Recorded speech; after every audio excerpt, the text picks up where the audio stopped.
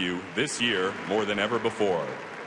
And now, ladies and gentlemen, we welcome the performer of our national anthem. Beyond the Grammys, beyond the platinum and the gold, beyond the Rock and Roll Hall of Fame, this amazing singer-songwriter is known and loved throughout the world, but nowhere as much as from Stockbridge to Boston. Won't you please welcome the legendary James Taylor. Oh, beautiful, oh, say, can you see by the dawn's early light what so proudly we hailed at the twilight's last gleaming, whose broad stripes and bright stars through the perilous fight o'er the ramparts we watched were so gallantly streaming, and the rocket's red glare, the bombs bursting in air, gave proof through the night that our flag was still there. Oh, say does that star-spangled banner yet wave o'er the land of the free and the home of the brave?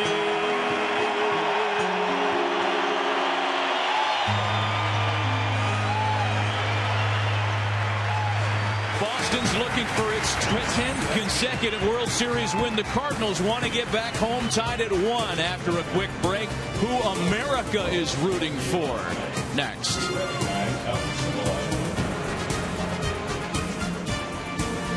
In the house at Fenway Park, it is Game 2 of this World Series.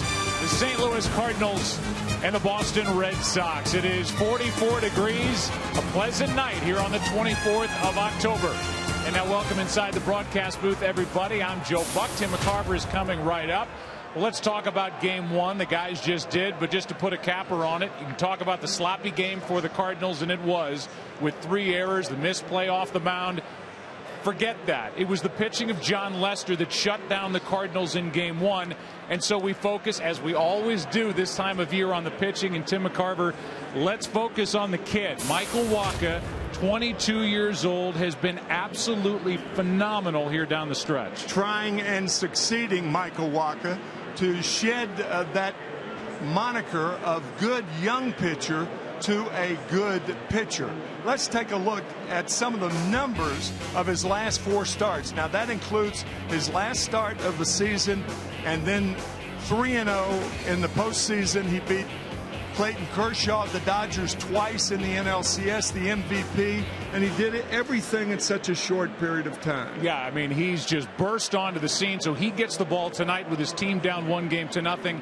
On the other side, here's John Lackey again, who is probably sick and tired of hearing about Michael Wacha the way he was sick and tired about hearing about Justin Verlander, and all he did his last time out was beat Verlander in Game 3. Always hearing about the other guy, and in that game, only 1 run scored. That was a home run by Mike Napoli, and John Lackey going 6 2/3, striking out 8 with a great curveball, and I think the Cardinals can expect to see that tonight. So it's Game 2 tonight.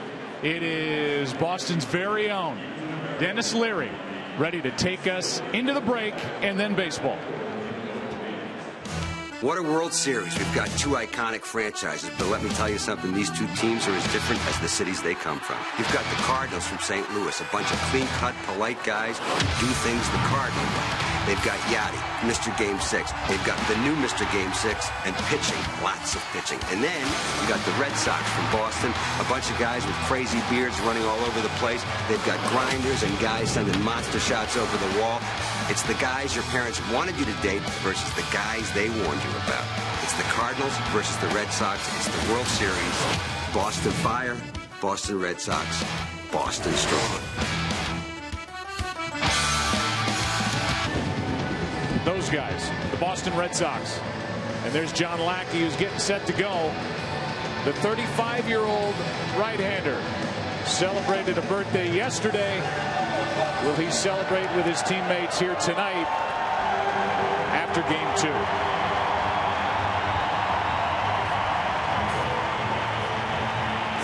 And with that, we'll tell you the World Series on Fox is sponsored by MasterCard, preferred card of Major League Baseball since 1997.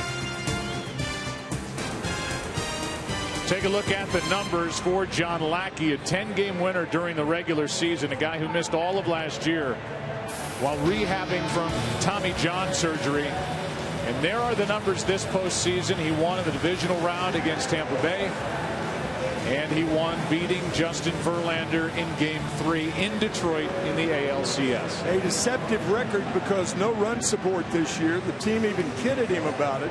Only 10-13. But he is 2 runs better, that's his earned run average, here at Fenway Park than he was on the road. When he is ready, the opening pitch will be brought to you by Budweiser. Great times are waiting. Grab some buds. And here at Fenway Park, they are still standing, packed in, and ready for the first pitch of the night. How about the Taco Bell starting lineup for St. Louis?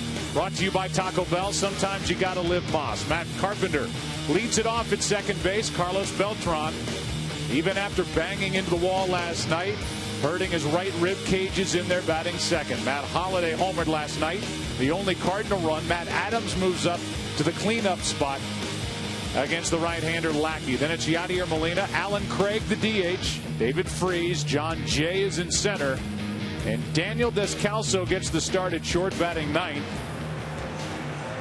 after Pete Kozma made a couple of early errors in Game 1 last night. And here are the 4 keys to the game. Yeah, 3 errors for the Cardinals. That matched the most errors all year.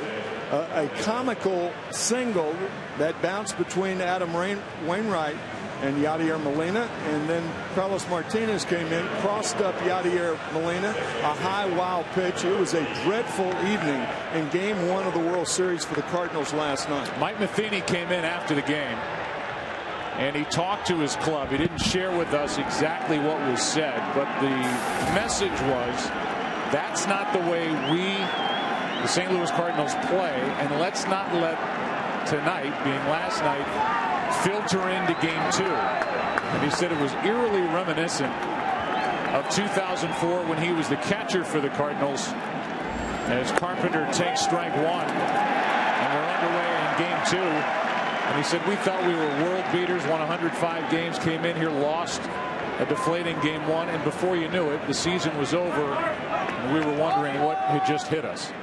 When you're losing, it goes by quickly. They were swept by the Red Sox in 04. Here's the 0-1 pitch. Carpenter takes another strike. And good velocity, 93 from John Lackey on that last pitch. Carpenter, Beltran, and then Holliday.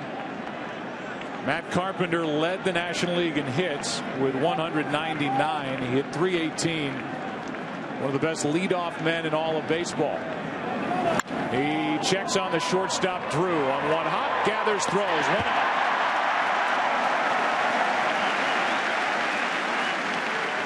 And in case Mike Matheny and Yadier Molina needed any reminder of 2004, the Red Sox brought some of the members of that team back. Here's the captain, Jason Varitek. Pedro Martinez is out there. Derek Lowe, Mike Timlin, Kevin Millar. And they were greeted warmly, as you might expect, here at Fenway. Here's Beltran. Able to go tonight after slamming into the wall in right last night. Took a ball outside.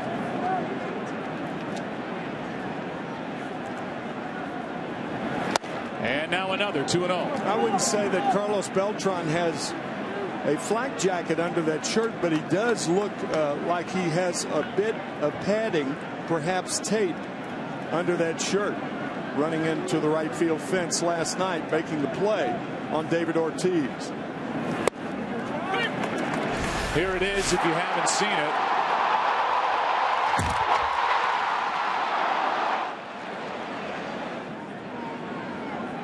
Into the crease. Here's a 2-1. Check swing and no swing as they appeal down to third, and Bill Miller says it's 3-1, not 2-2. There's that 2-1 curveball, the curveball behind in the count. Lackey did that 16 times against the Tigers in Game 3 to beat Verlander. Beltran trying to drop one into left. There's Gomes. He can't make the play, and Beltran will dig for second base and now come back with one out here in the first. Gomes able to knock it down after not being able to make the catch. Joe, I know this may sound strange, but when you have a torso injury as a hitter, you don't try to swing too hard, because you know when you swing hard and miss, it's going to hurt. So you just try to make contact. And that's what Carlos Beltran did on that 3-1 pitch for the first hit, first base runner of the game. And so now 1 on, 1 out. Beltran took that wide turn but got back to the bag as Gomes tracked it down. Now Holliday takes a strike. Matt Holliday is 0 for 7 in his career against John Lackey. He is at .395, 15 hits and 38 at bats here at Fenway Park. He went deep last night. He takes outside a ball and a strike, and asking him before the game, he said, I see the ball better in this park than I do any other across baseball. Wow. It's with regard to the hitter's background, what he's looking at. He said they don't rub up the balls real dark here at Fenway, and he can see the rotation better. And he can see the laces as he fouls it off to the right. The stitching on the ball is something that, I guess, Ted Williams is about as famous as anybody for identifying what pitch was coming his way, and Holliday sees it really well here. You'll see the stitches on the ball on curveballs thrown by John Lackey with that tightly wrapped curveball. We'll see it all night. So will the Cardinals. 1 on, 1 out. Here comes a 1-2 pitch. 2 up. And he got him with a 93-mile-per-hour fastball. Four-seam fastball out of the strike zone, but too close to take. That's the hardest fastball a pitcher can throw. He uses those seams for leverage to get Holliday. And so with 2 out, the batter will be the left-handed hitting first baseman Matt Adams.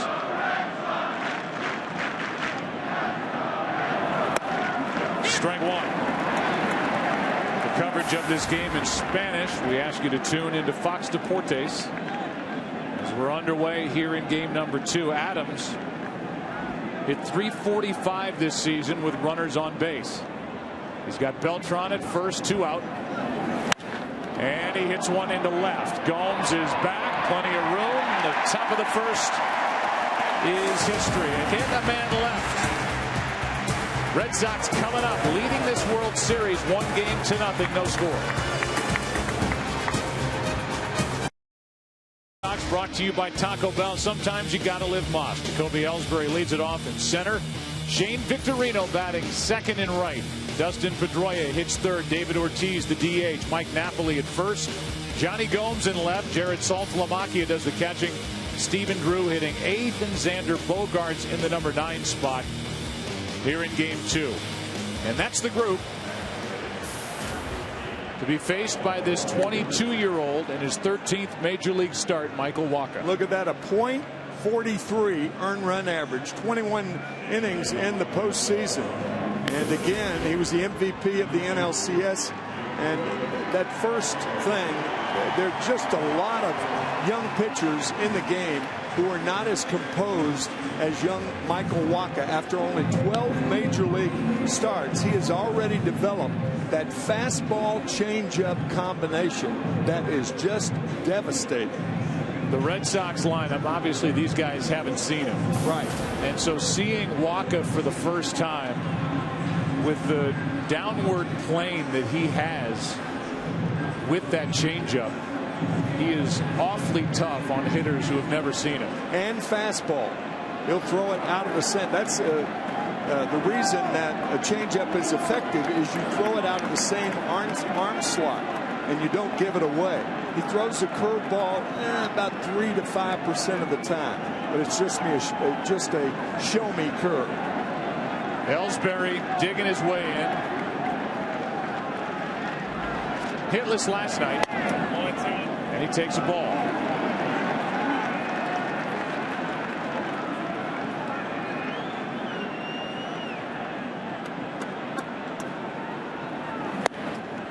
A ball and a strike.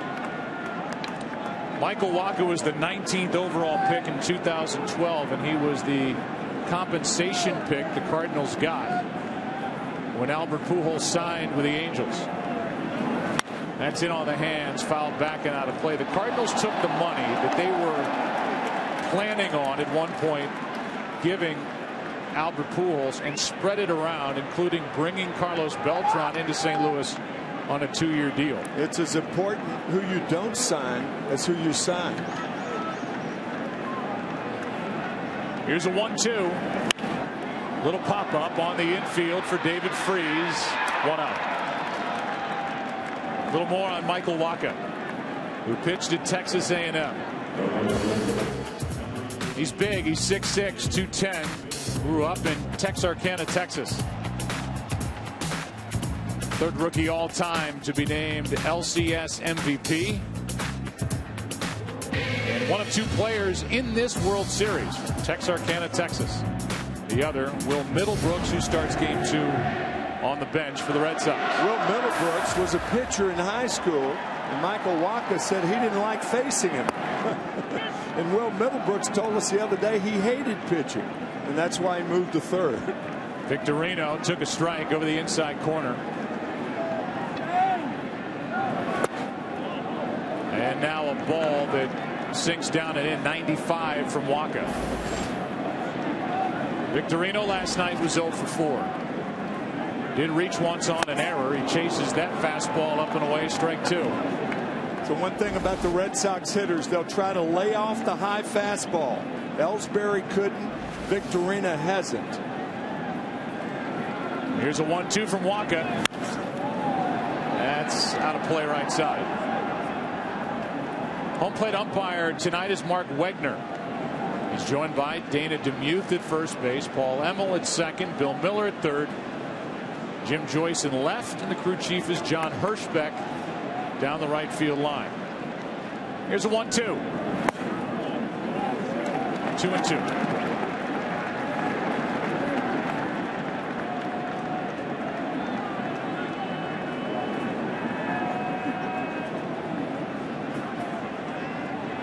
Victorino fouls it away. Cardinals brought up all these rookies, all this young pitching this year, and it's such a luxury for Mike Matheny, a former catcher, to be able to put the young pitching in the hands of Yadier Molina. 12 rookie pitchers during the course of the year. And Wacha ends up looking like a front end of the rotation guy here after just 12 big league starts. What I want to know, who were the 18 players drafted in front of him with an arm like this? Goodness. Here's a 2-2. Bottom fell out of that pitch on a changeup from Wacha. That's out number 2. That's a hard changeup, but a changeup nonetheless. Out of the strike zone after all those fastballs. There's that choke changeup. You can see, you know, when you're 6'6" and you throw that circle change like that after throwing all those fastballs, it's very, very difficult to lay off a pitch out of the strike zone. And now with 2 out, nobody on, here's Pedroia. Fastball in for strike 1. You can bet Shane Victorino is going to be given, even right now, guys, a little insight into what that at bat was like against this big right-hander as he gets back to the bench. That's outside.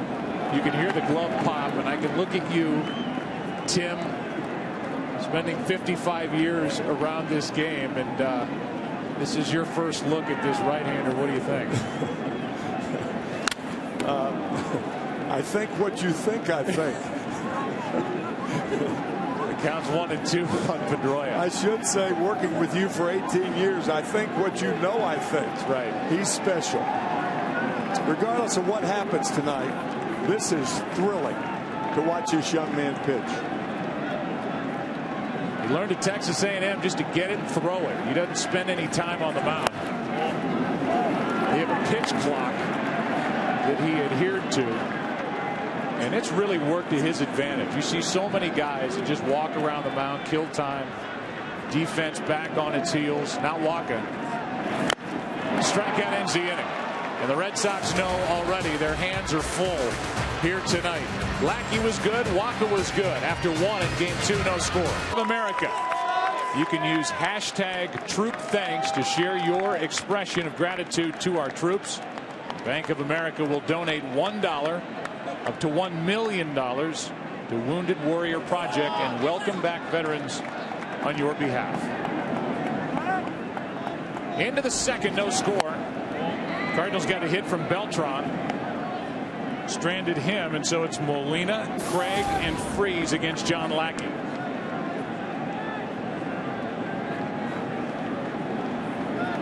Here's a 1-0.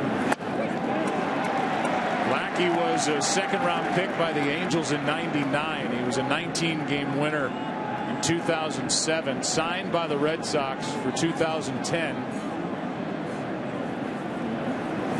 That's strike 2. He's throwing hard tonight. Throwing harder than he did against Detroit in Game 3.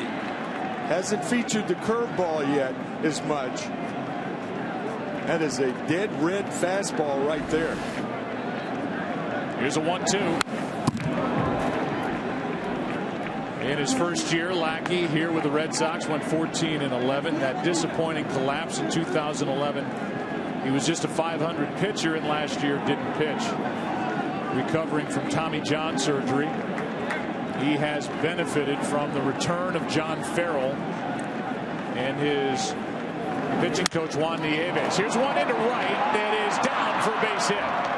Molina is on to start the inning, and we'll check in with Aaron Andrews with Michael Wacha's family.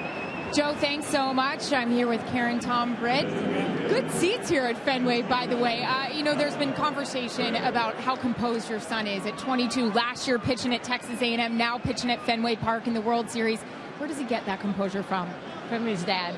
He's a mini-me. He's so, I'm telling you, however Michael reacts, Tom reacts. I mean, they're just one and the same. It's awesome. We'll ask you here, you've been along for the ride. You went to the Los Angeles series. You were there for the game at Pittsburgh. What's it been like for you guys? Oh, man, it's, you know, as a parent, it doesn't get any better.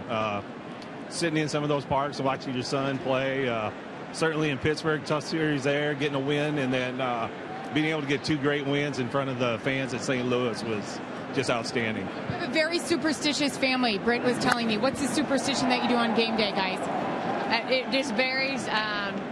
Just wear the same clothes, and my hands are, you know, either crossed one way or the other. Whatever works, you know, that's what we do. So. And sitting the same way, and very busy parents, by the way. Joe, their son is a redshirt freshman at Wyoming. Britt plays softball, basketball, volleyball, and of course they've been here for the playoffs. Guys, enjoy it. Thank you. Thank you. Thank you. All right, thanks, guys. And can you imagine? Here's the 0-1 pitch. Alan Craig is in the hole, 0-2. As he chases the high fastball, what it must be like for those parents to watch their son Michael Wacha on this stage at Fenway Park. And now they're watching to see if Alan Craig and this Cardinal offense can break out after they were shut down by John Lester last night. 0-2 the count. Lackey with a strikeout in the first inning. Craig flies one into right. Easy for Victorino. 1-on, 1-out. Back to the bag is Yadier Molina, who flipped a base hit into right to lead off the inning. Here's tonight's Chevrolet pitcher profile for John Lackey, his numbers this postseason. And it's been over 4,000 days since his last World Series start in Game 7 for the Angels against the Giants in the 2002 World Series. So John Lackey can really relate to Michael Wacha. Just a kid back then as Freese swings and misses strike 1. The strong arm brought to you by the all-new 2014 Chevy Silverado. Strong for all the roads ahead. David Freese 1 for 4 last night, hitting under 200 this postseason. Here's an 0-1. Again, that good fastball from Lackey, strike 2. The Cardinal right-handed batters are better going to right field. Molina did it. Alan Craig's very proficient doing it, and so is David Freese. Here's the 0-2. Spoiled the pitch. And we have yet to see that really good hook from John Lackey. He's gone the other way and featured a lot of heat here early. There's a list of the guys with the most days in between starts in the World Series. He was very good here at Fenway Park, Lackey, this season. ERA under 2.5. That's upstairs, ball 1. He was 2.47 here at Fenway, and just under 4.5 on the road. It's the biggest split home and road in the American League. That's one of those statistics that is easy to understand, and I'll tell you why after this pitch. 1 ball, 2 strikes on David Freese. 1 on, 1 out, 2 out, and strikeout number 2. There's that breaking ball right there, and a good one. After 4 straight fastballs to Freese, he gets him with the curveball. The reason that it's understandable for a pitcher to pitch better at home, the same mound is at home. On the road, when a pitcher goes, particularly with interleague play, you're pitching off different mounds. All the mounds are 10 inches high, but the slope is different on some. Here's John Jay, runner at first, Molina, 2 out. Jay came on last night in game 1 after Beltran left with the injury after the second. And after entering, he went 0 for 2 with a walk. Molina led off with a base hit into right. 1 ball, no strikes on the Cardinal center fielder. Check swing. Foul ball. 1 ball, 1 strike. Jay's been a hot hitter. 26 games since mid-September. He's hitting .312. He's hitting only .263 before, and his leg kick and the way he presents himself and gets ready for a pitch has evolved from last year to this.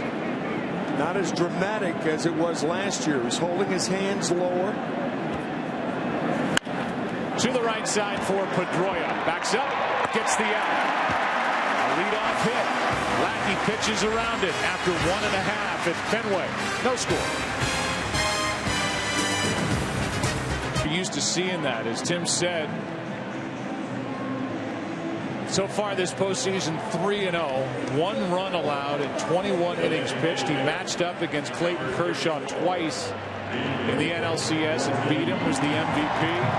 He won the clincher last Friday night, and now he has to deal with David Ortiz, the DH, to start the second. That's a big job, too, the way he's swinging the bat.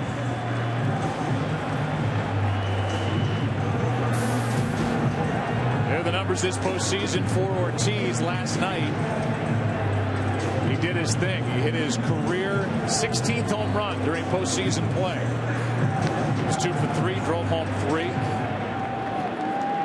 And he's got 11 World Series RBIs, which is number 2 in Red Sox history to Dwight Evans, who had 14 in his career. First pitch, a ball, up and away.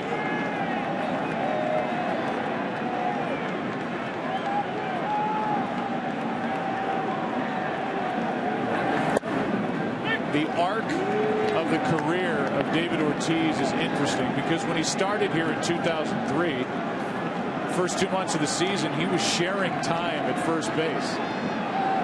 Here's a 1-1.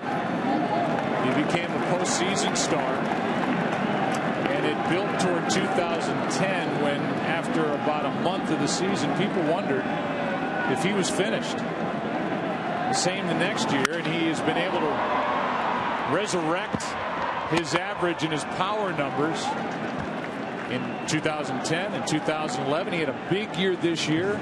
He's out number 1 here in the second. Turns 38 in November.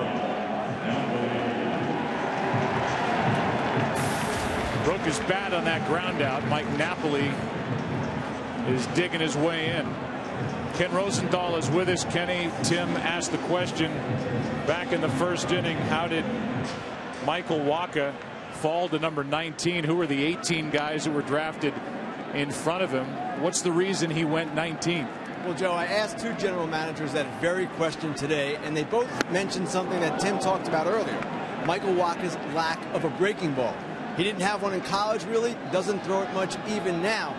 Now, funny things happen in the baseball draft. Mike Trout went to number 25 in 2009. But that said, a lot of general managers and scouting directors are asking themselves right now why they didn't rate Wacha higher. There were 7 pitchers, 7 drafted ahead of him. Man. 1 ball, 1 strike. Napoli at the plate, 1 out, nobody on, and that's inside, driving Napoli away from the dish. 2-1.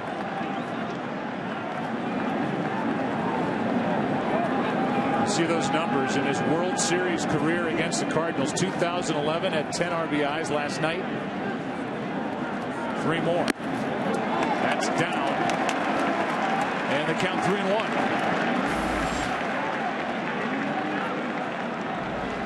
It was Napoli who got the scoring started last night with the bases loaded. 3-run double into left center field.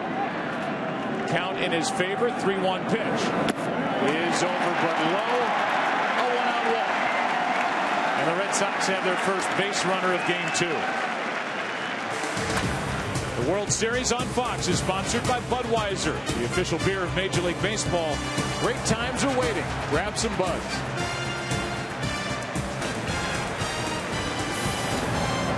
Here's Johnny Gomes.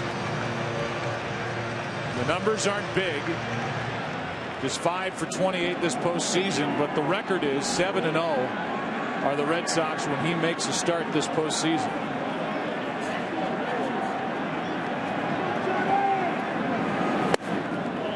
Fastball misses, ball 1. You know, there are very few guys in the game that are winners without the numbers to back him up. And Johnny Gomes is one of those guys. Tampa Bay, Cincinnati, Oakland, and now Boston. He's a winner. After the walk, the count's gone to 2-0 on Gomes, who started what was the game-winning rally in Game 6 of the ALCS with a double high off the wall and left against Max Scherzer. That's what you do if you're Gomes here. Look for an inside fastball and try to yank it.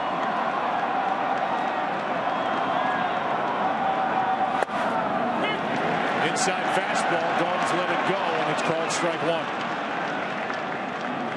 Sometimes taking a good pitch is as bad as swinging at a bad one.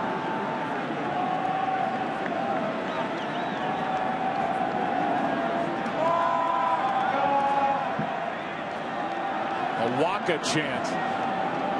And those at Fenway as this one's fouled back to the right now to play, and the count's 2-2. I read a quote by Michael Wacha in the Boston Globe. He said a reporter asked him what the weirdest thing about the Waka Waka chant. He said, well, they named a milkshake after me. Now that's weird. I don't think I've ever heard of anyone who had a milkshake named after them. Candy bars. Yeah, candy bars. The Reggie bar back in the 70s, sure. Baby Ruth. Here's a 2-2. Full count. Changeup missing in this second inning, and after the walk with Saltalamacchia on deck, it's a full count on Johnny Gomes. Normally, regardless of the speed of the runner at first, you're sending 3-2, but Wacha's a strikeout pitcher. I wouldn't send him here. Stays put on a grounded foul.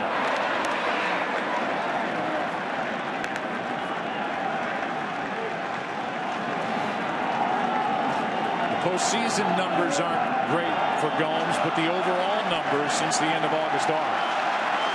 289 average, couple of home runs, 12 RBIs.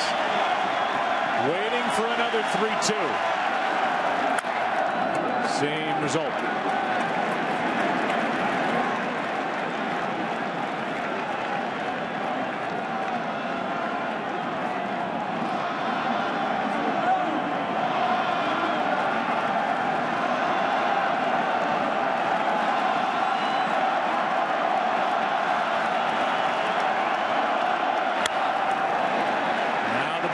between Gomes and Waka.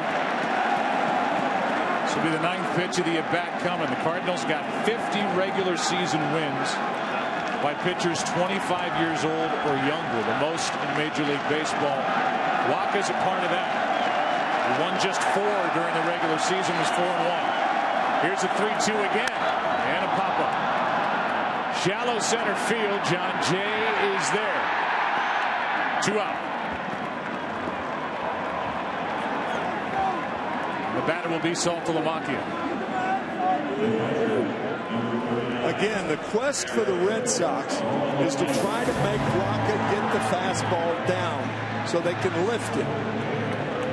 Can't get on top of that high fastball. Johnny Gomes just proved it.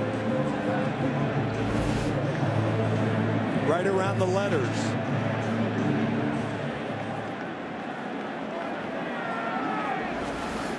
So now with 2 out, it's Saltalamacchia, the switch hitting catcher.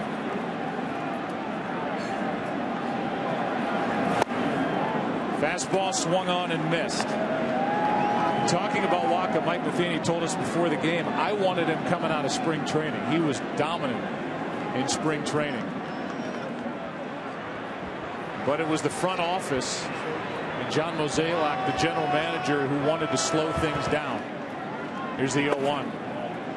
And whether it's Strasburg in Washington or some of these younger pitchers that come along, had they brought Waka with them and made him one of their 5 starters and worked him all year, they don't believe he would be as tuned up for this as he is. Here's a pop-up. Shallow center again, and John Jay is there.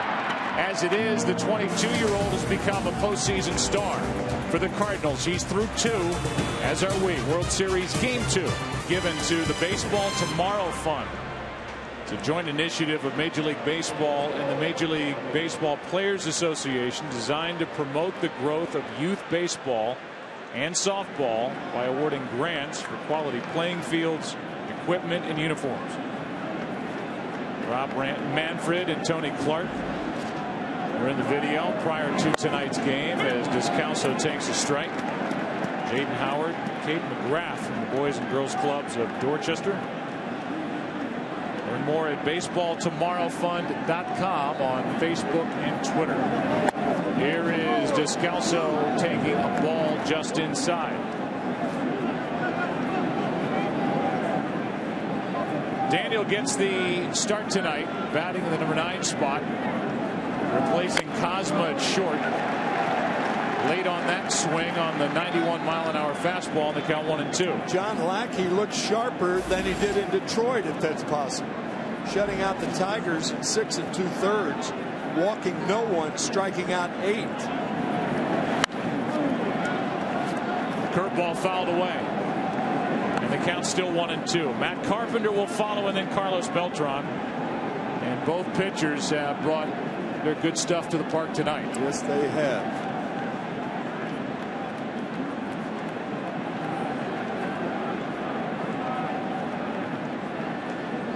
Here's the 1-2. A strikeout is the 3rd of the night for Lackey. 1 away. That was a wicked cutter, buzzing inside to Descalso. Good pitch off the plate. It was a slider. Thought it was a cutter initially. Slider has the spin. The cutter doesn't. So Descalso strikes out. Back to the top of the order, and Matt Carpenter, who's hitting just 170 this postseason. The Cardinals aren't used to that. Good breaking ball for strike 1. Hit .318. First full year as a second baseman. The leadoff hitter. In the lineup every day. Led baseball in hits, doubles, runs. There's an 0-1 pitch. First guy to accomplish that since Pete Rose back in 1976 with the Reds.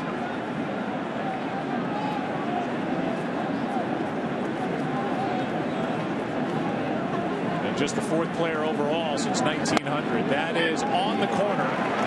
Inside part, strike 2.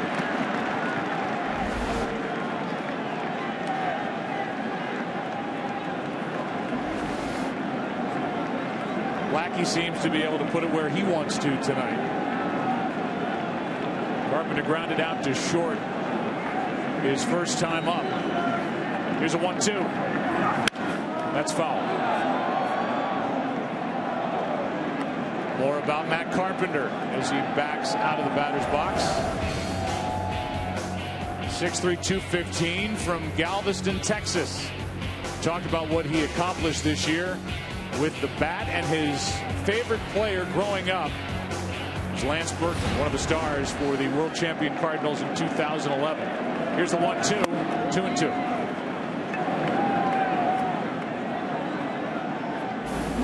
We've got to look up to Lance Berkman, a guy who had a frustrating year with the Texas Rangers, winding down a fantastic big league resume. One of the best switch hitters to come along in a long time. Here's a 2-2 pitch. One of the great guys in the game, too. That's fouled again. Lance Berkman being out of baseball just doesn't seem right. Cardinals thought he was finished.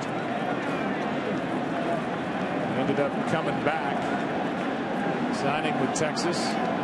Just could not stay healthy. Another 2-2. Carpenter, foul tip hung on to for out number 2. And that's 4 strikeouts for Lackey and 2 out in the third. The one thing about those new mitts, they're bigger now. When you're trying to throw out of them, making the transfer, throw to second base, they're bad. But on foul tips, they come in handy, no pun intended. Right off the edge of the glove into the webbing, and with 2 out, nobody on, here's Beltran, who chops one to the right side. Pedroia circles it, gets the out. Lackey, another scoreless inning. Been so good this postseason for Boston. Bottom of the third. Red Sox batting, no score. A chance to win an all-new 2014 Chevy Silverado at ChevyBaseball.com. Michael Wacha back to the hill. Bottom 2 in the lineup. Stephen Drew first up. And a rare breaking ball from Wacha for strike 1. How about that? First of the game. It's Drew, then Bogarts, then Ellsbury. As Drew comes up empty, the count's 0-2.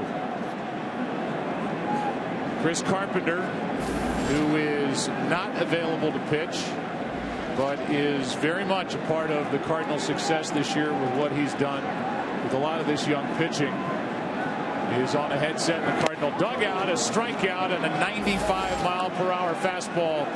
1 out in the third inning, and Chris Carpenter, Michael Wacha, one of your many proteges, does not look too scared here tonight. No, he's not at all. He's doing a great job, just like he did in Pittsburgh, just like he did in L.A. and in St. Louis. So he's been amazing in this postseason run. Chris, what did you tell Michael in Pittsburgh the day before he started that big game 4 and eventually won 2-1? Yeah, we just talked about the atmosphere and the noise. You know, a lot of times that crowd level, you get everybody yelling and screaming. You have a hard time concentrating on what you're doing. If you recognize it and accept it, enjoy it, and realize that it's going on around you, it helps you bear back down and make pitches and execute pitches. And I talked to him just about how loud it was going to be, and accept it and realize it. You don't have to not think it's there, or not know that it's there. It is there. You're going to deal with it. He drives Bogarts off the plate. The count's 1-2. 1 out, nobody on. Talking to Chris Carpenter, 3-time All-Star, Cy Young Award winner in his time with the Cardinals, as that one bounces in there. 2 balls and 2 strikes. I mentioned you have a lot of proteges. Last night, certainly in that category, and Adam Wainwright. I see Wacha being a good combination of both you and Adam Wainwright. He's got some fire out there on the mound as well. Yeah, he sure does, and so does Adam. It's so much fun watching these guys. You know, as soon as I accepted the role of knowing that I wasn't coming back, watching Shelby Miller, watching Michael Wacha, Trevor Rosenthal, and obviously including Adam. Adam was a young kid when he came over here when I was here too. It's so much fun watching these guys grow, become who they are, and have the success that they're having. What was the feeling down there in the clubhouse last night and then tonight before the game after, I know, a frustrating game 1? Yeah, I mean, we didn't obviously play very well. It was embarrassing. A bunch of errors. We weren't here mentally. And so after the game last night, obviously very disappointed in the way that we played. But again, we had to turn the page and move on. Here's a strike into Jacoby Ellsbury, another breaking ball from Waka. Who's been working with that breaking ball for Michael Waka, Chris? Yeah, he's been working on it. He worked on it a lot down in AAA when they sent him back down. It's a hidden weapon for him. He gets so caught up with that fastball changeup combination. He has the ability to throw good quality curveballs. He showed it against LA, and he showed it against Pittsburgh. So it's something that he has to get going during the game to get him off his fastball and changeup. Chris Carpenter, who's from New Hampshire and grew up a fan of what team as a kid? Yeah, Boston Red Sox. I used to come down here as a kid, and even when I was signed in the minor leagues with Toronto, we'd come home in the offseason, have that extra month or so, and I'd still come down and watch some games too. I know it's killing you to not pitch in this World Series. Yeah, it's tough, but again, you accept what happens. It happened in 2004 too when we first came here. I got hurt right there at the end of the season. Didn't have an opportunity to pitch here, and it's unfortunate. But I've been very fortunate from having a chance to come to. This is my 4th World Series, having a lot of success, and it's been a lot of fun. You move on, but it goes back quickly, doesn't it, Chris? It absolutely does. You move on, but you deal with the circumstances too. Chris, thanks for the time, and we appreciate you stopping by, doing that live, and your insights on Waka here tonight. No problem. Thanks, guys. Have a great night. All right, it's Chris Carpenter, veteran right-hander, valuable to this team, teaching a lot of these young pitchers the Cardinals have how to do it the right way. Here's a base hit, first of the night for the Red Sox. A shattered bat, and Jacoby Ellsbury is on, and Michael Waka ends up with the biggest piece of the bat, picking that up after he jammed the Red Sox leadoff hitter. Yeah, that's a big league jam shot, but you will gladly trade a bat for a hit any day of the week. There are plenty of bats, but hits are hard to come by, especially tonight off these two guys. Now, Yadier Molina aware of Ellsbury's speed. 52 stolen bases and caught only 4 times. With 2 out, I think he runs here.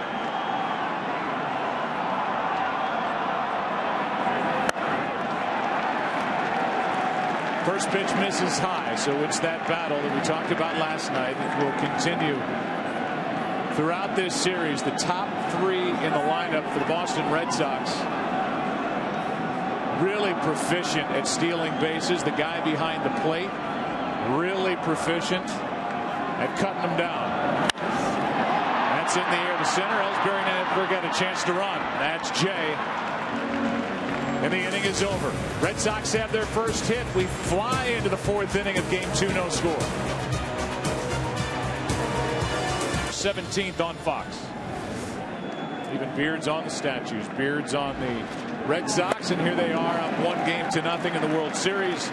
Fastball rides in on the hands of Holiday, strike 1 on the swing and miss. Matt struck out his first time.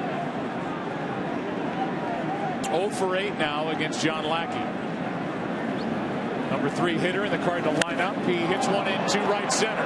This is well hit. Back at the wall. It's off the wall and now rattles around. Holiday will take the turn and end up at third base to lead off the inning. It almost got out, and then it got away from Jacoby Ellsbury. It's a leadoff triple. That area here at Fenway Park is an area where triples are born. This ball is not short hopped the little wall. Fortunately for the Red Sox, it's not out, but Ellsbury recovering in time. But watch it carom behind where Jacoby came from. Holiday with a leadoff triple. And now Matt Adams with Holiday at third, nobody out. A ball from Lackey. Adams during the regular season drove home 51. He has 4 RBIs this postseason. That's it. 11 out of 46. He does have 1 home run that came against the Pirates in the division series. 1 ball, 1 strike.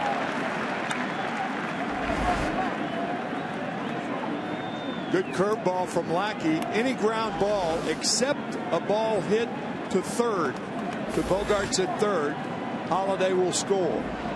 Of course, not on a ball back to the pitcher. So pitcher in third, you don't run. That is hard hit. Diving catch by Pedroia. 1 out.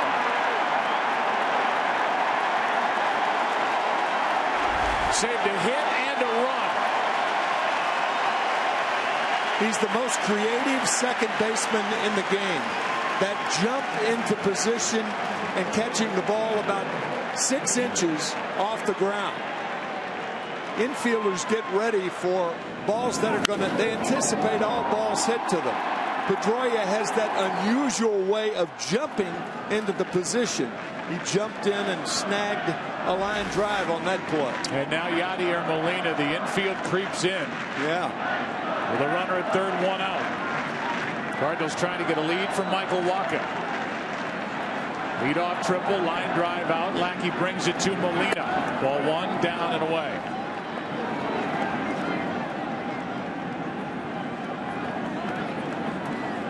Yadier Molina with a soft base hit into right, his first time up.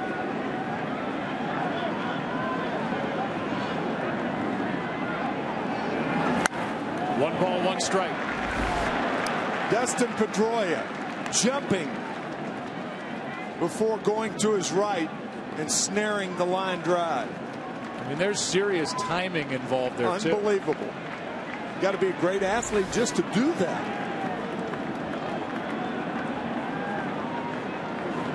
Here is a 1-1 pitch. Chopper over the head of Lackey. A run scores on the out at first. Holiday crosses the plate. Molina drives him home, and St. Louis leads 1-0 here in the 4th. You know, when you're on third base, you can read the height of a ground ball. That high chopper, Holiday could see it was going to be over Lackey's head. He takes a chance, comes home. Pedroia wanted to go home, but goes to first, and the Cardinals are on top. You think about the vision of Holiday.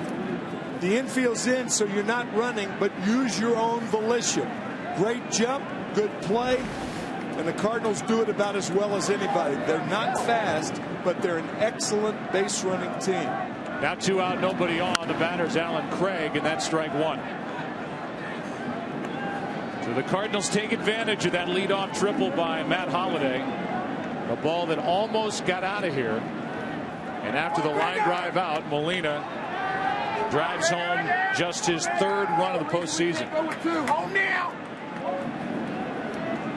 Here's the 0-1 to Craig. That's strike 2. Looking for a chase on that pitch.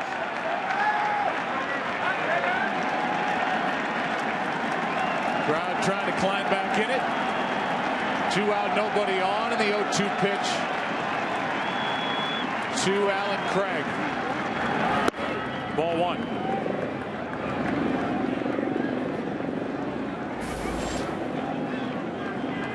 Cardinals 6-0 when scoring first this postseason.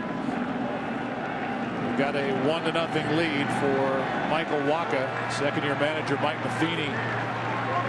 First-year manager in Boston, John Farrell. Here's a 1-2, 2-2.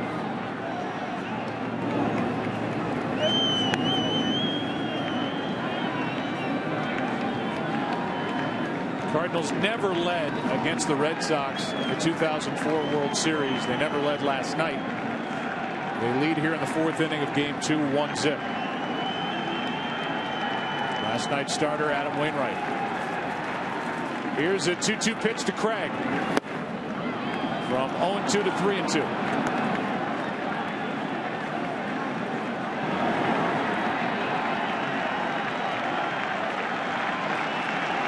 Alan Craig very pleased with how that sprained foot reacted in Game 1. Woke up today feeling pretty good, he said, waiting for a 3-2 pitch. With 2 out, the base is empty. A walk. And the first of the night for John Lackey. Good at bat by Alan Craig. When you come from 0-2 to work out a walk, that's a good at bat. Now David Freese, who struck out his first time, 8 of 42 this postseason. He hit .397 in 2011. over that postseason where he was the NLCS most valuable player. Same for the World Series. Different story the last 2 years. Strike one.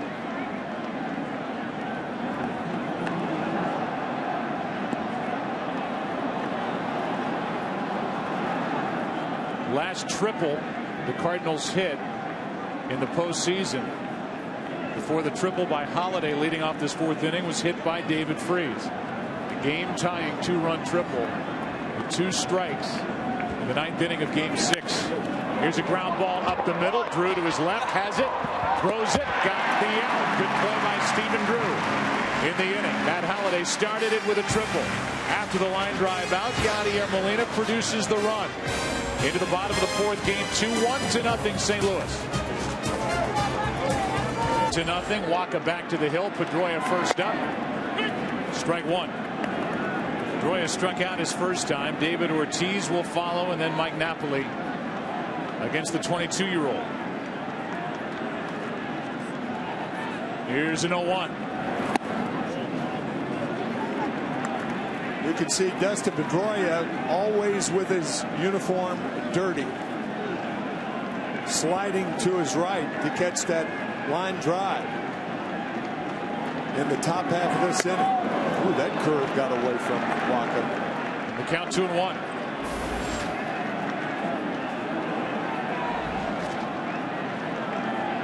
Pedroia 12 hits this postseason, had the 10th best average in the American League during the regular year. Hit .301. The 2-1 outside, 3-1.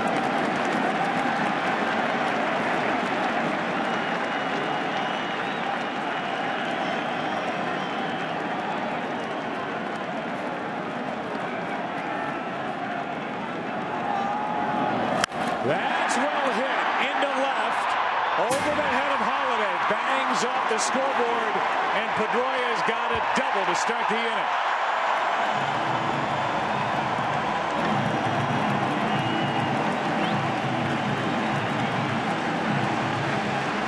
A wall ball double for Dustin Pedroia. Count in his favor, 3-1. Got the fastball down enough. He doubles to lead off the bottom of the 4th after Holiday had tripled to lead off the top of the 4th.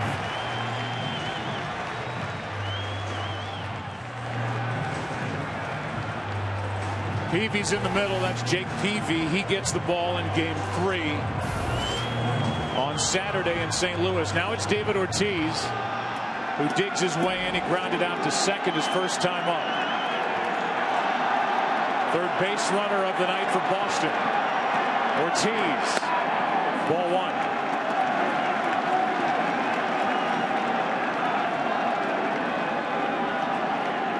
The last guy remaining on the active roster for the Red Sox since the 2004 World Series.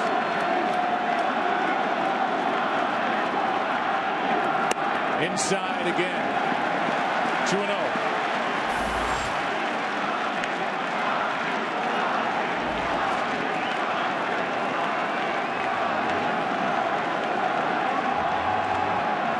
The 37-year-old waits.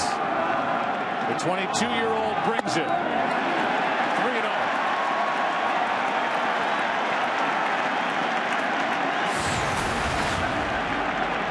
The way Pedroia, I beg your pardon, the way Ortiz is swinging the bat, why not let him hit 3-0, taking all the way? Sometimes a manager will give a hitter like Ortiz the hit sign 3-0, but he could choose the other route of taking it if he chooses. The 3-1. A walk follows the double. And that's the second walk handed out by Waka. It'll bring in Napoli. He walked his first time up, and as we said back then, he's got 13 RBIs during World Series play against the Cardinals.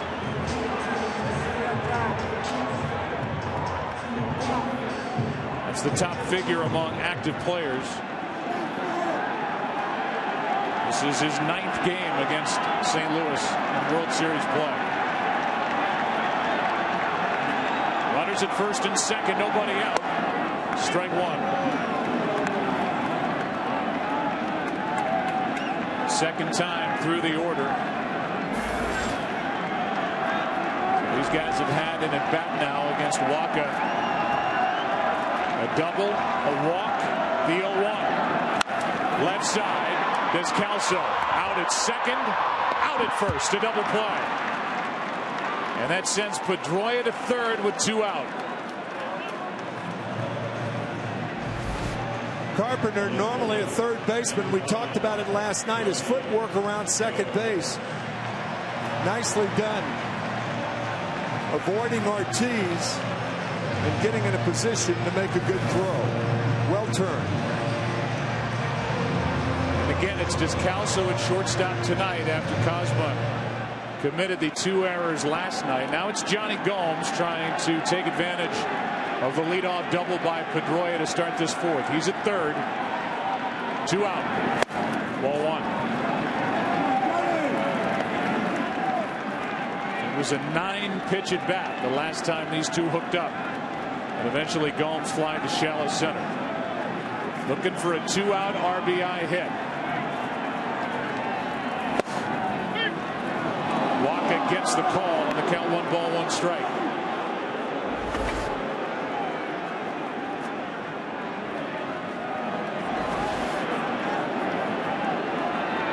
Gomes talking to Wegner as he digs his way back in. Here's a 1-1 pitch. Popped up. Adams wants it. He's called off by Carpenter. The inning is over. Wacha gets around the leadoff double by Pedroia. 1-0 St. Louis. After 4 in game 2. Back after this from Peavy, the veteran right-hander. And that's on Saturday night at 7:30 Eastern, only on Fox. We had a chance to visit with Jake Peavy during the break. Real likable guy, picked up from the White Sox during the season at the end of July. And here he is in the postseason, about to get the ball 2 nights from now in the World Series with Boston. First pitch to John Jay is a strike. Descalso will follow, and then back to the top. Carpenter, strike 2. That was hittable right there. John Jay would like that pitch back. Neither pitcher has thrown too many inviting pitches for hitters tonight. Jay grounded out his first time. 7 for 37 in the postseason. 0 for 3 in the World Series. Takes ball 1. It's Peavy against Joe Kelly in game 3. Clay Buchholz against Lance Lynn on Sunday night in St. Louis for game 4. Here's 1-2. Just outside. Lackey thought he had it, but it's a 2-2 count.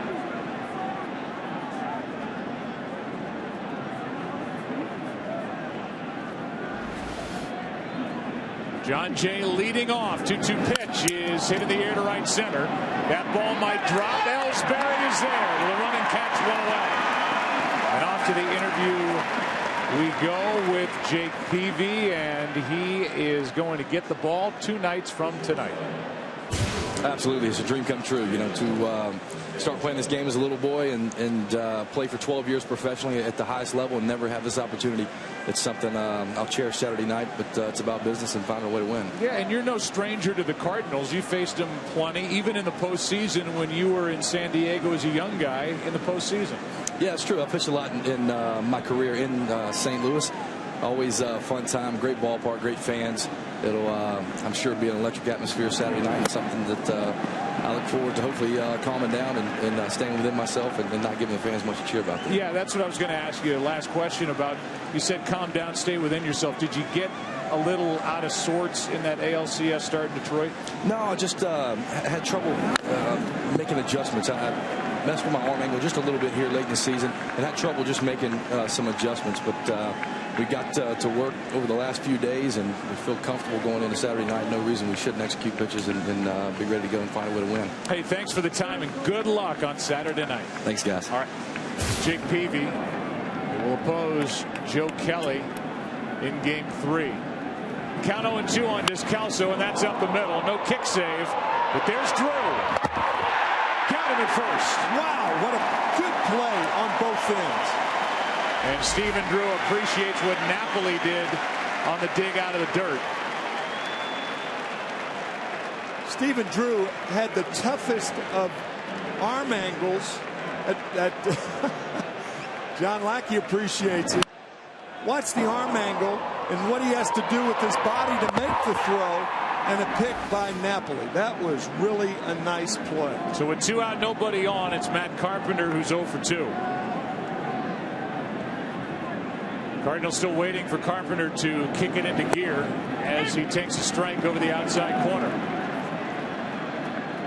Carpenter is grounded out, struck out against Lackey, who tried but could not get around the leadoff triple by Holiday last inning. An infield out produced the run. That's strike 2. Tougher to kick in gear in the postseason because the pitchers are much better the deeper you go.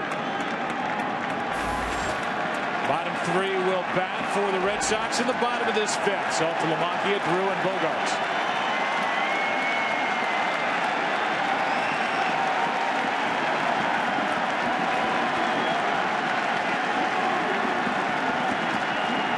Here's the 0-2. Foul tip.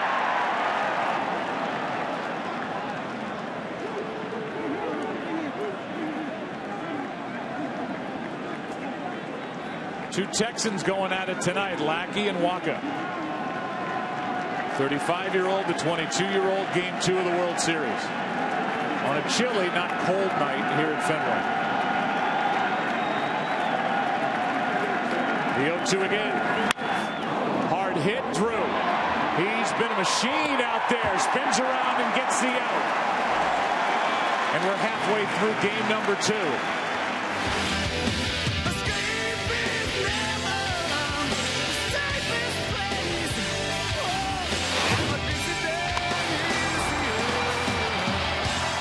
At the Silverado versus All event. Bottom of the 5th inning, Saltalamacchia takes a high pitch for ball 1. Jared fly to center his first time. Drew will follow, then Bogarts. A 1-0 game in the 5th. 2-0.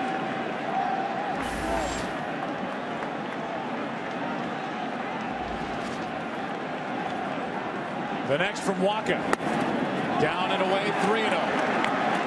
Waka has walked 2, pitched around a leadoff double, then a walk last inning.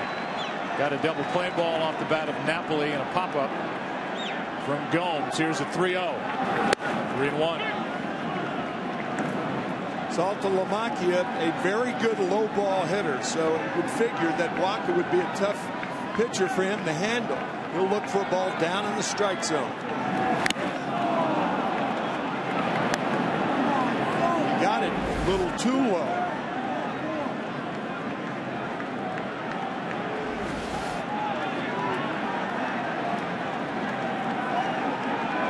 So a full count to Saltalamacchia leading off. That's foul. So the count remains full. A little over an hour away from here, Providence, Rhode Island. Tomorrow, get ready to hit the hardwood with a Big East tip-off party at 9 Eastern on Fox Sports 1. More about that after another 3-2 pitch to Saltalamacchia. It's a leadoff walk. Bill Raftery joins us at Fox and Fox Sports 1. He helps bring you all the action from all 10 Big East schools on and off the court. And on November 8th, our coverage of the Big East begins as Providence hosts BC. Boston College on Fox Sports 1. Fox Sports 1, your home for Big East basketball all season long. Bill Raftery, one of the great guys in our business. Always smiling. Happy to have him at Fox. Here's Drew. Showed bunt. Pulled back from ball 1. Third walk handed out by Waka. Tying run is on at first with nobody out. Drew looks down at Brian Butterfield, the third base coach, after showing bunt on that first pitch. He's not hitting, trying to advance the runner. He struck out his first time, and Steven is 4 for 40 this postseason. Yeah, but one of the reasons the Red Sox are in the World Series because of Stephen Drew's defense. It's been excellent. Made a couple of plays in tonight's game. The 1-1. 2-1. Did not show the bunt again. Red Sox beat Tampa Bay. They beat Detroit. 28 more regular season wins this year than last.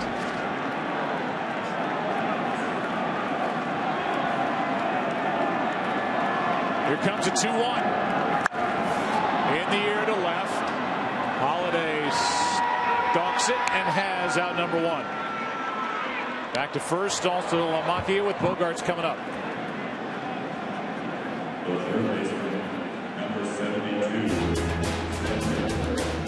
Michael Wacha, the fastball high, the changeup low, out of the same arm slot. What a great shot. High fastball, low changeup. Those are two of the pitches with which the Red Sox have to contend tonight. Those were two pitches to Victorino back in the first inning, when Victorino eventually struck out. Batter is Bogarts. He struck out his first time. Talk about the youth of the guy on the mound, 22. The guy at the plate's 21. Their combined ages are the age of Mariano Rivera. Honored tonight again. Fastball, a swing and a miss, strike 1.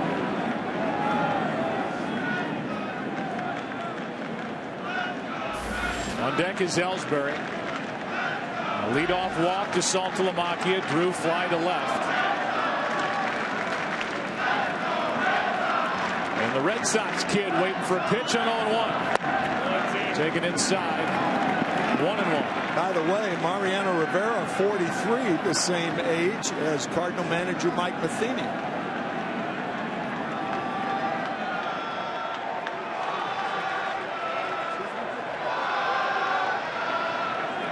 One ball, one strike on Bogarts. That is in for strike 2. As Wacha gets the call on this breaking ball. It hit the top part of the strike zone. It's not where he wanted it, but it was in the strike zone.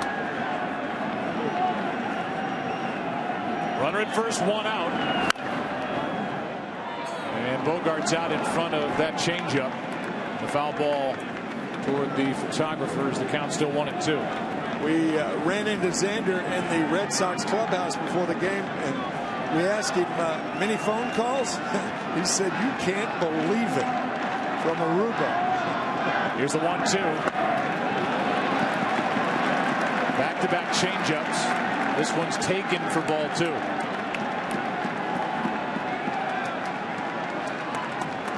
Adams holds against Saltalamacchia. The 2-2 pitch from Michael Wacha. Changeup got him, and that was 3 in a row. Strikeout number 5 for the young Cardinal right-hander. Way out in front of the change. Yadier Molina very aggressive calling that changeup. That in a short while has become Michael Wacha's calling card. And he gets his 5th strikeout against 3 walks. Yeah, well, Joe, the catcher is the best guy to determine whether you're getting it out of the same arm slot, the fastball changeup. That's where the deception lies. If you drop the arm, for instance, and throw the... That's foul left side, out of play. And throw the off-speed pitch, then you're doing something different, and major league hitters pick up on that. If you're throwing it out of the same arm slot, the change in speeds is very, very deceptive. And you saw that once again with Bogarts striking out. 4 of the 5 strikeouts for Wacha tonight have come on the changeup.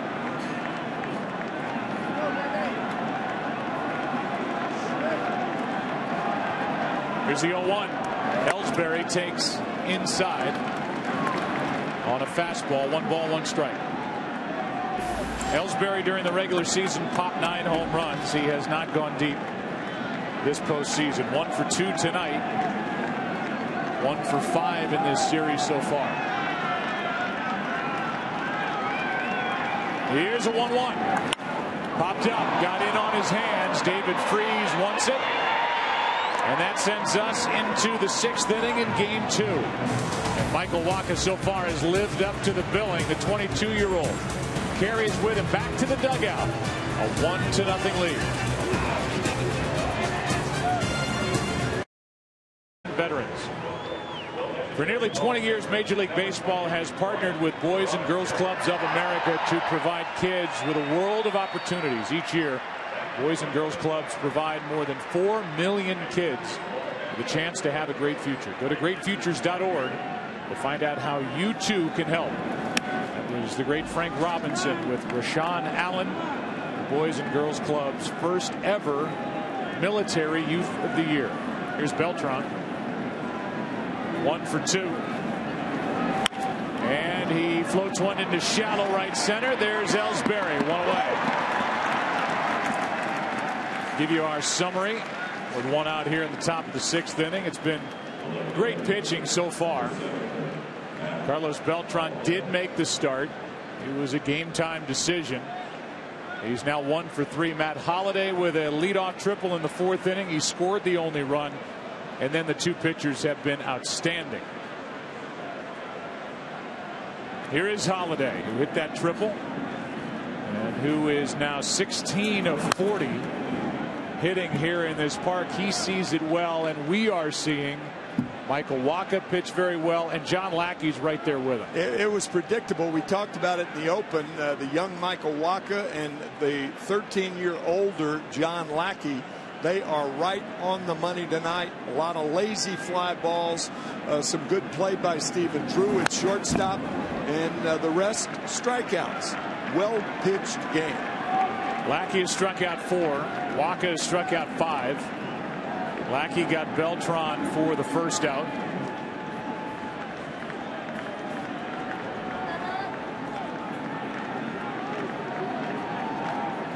And now the count 0-2 on Holliday. A triple last time up for Holliday, his first hit against Lackey. Now he's 1 for 3. And each pitcher has struck out 5. 2 out in the 6th. Boy, a hard curveball out of the strike zone. We've talked about it so many times. Most swinging strikeouts are on pitches out of the strike zone. Probably 70%. It varies with different pitchers, but Matt Holliday missing that pitch by 6 or 7 inches. Here's Matt Adams, 0 for 2. Hit the ball hard his last time up, but lined out. Takes a strike from Lackey.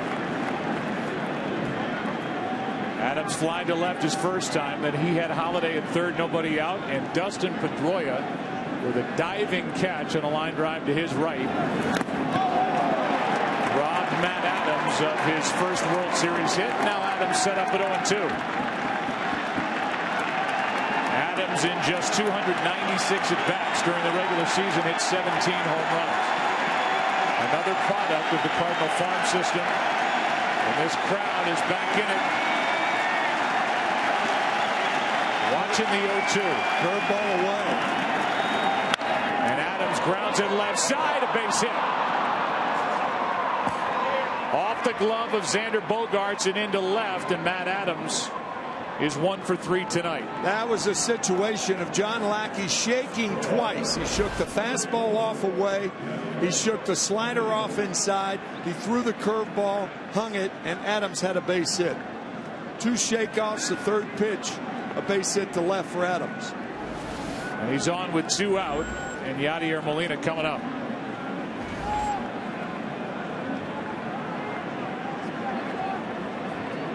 Molina with a single, and then the RBI ground out.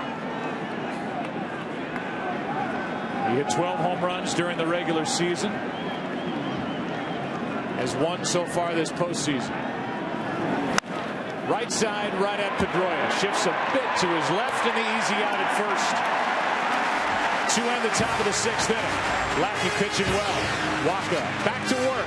1-0 St. Louis. Michael Waka took over here on center stage at Fenway Park. He's now gone 18 2/3 consecutive scoreless innings this postseason. And he is bearing down on the great Bob Gibson with his 19 straight. You have to go back as Victorino stands in, took a ball. Waka works in a hurry and finds strike one. Go back to the 8th inning in that division series at Pittsburgh. The last time the opposition got a run across against Waka. Curveball, foul ball. I guess that's the only pitch tonight that you can really call a mistake from Michael Waka. Curveball up, out over the plate. Remember, Victorino hit that grand slam against the Tigers in the 7th. Curveball. Jammed him. Freeze comes to get it and got the out as Adams with the stretch kept his foot on the bag. One away. Victorino's 0 for 3. Good play by David Freeze. He has to throw from down under because of the speed of Victorino and a better stretch by Adams. Just on.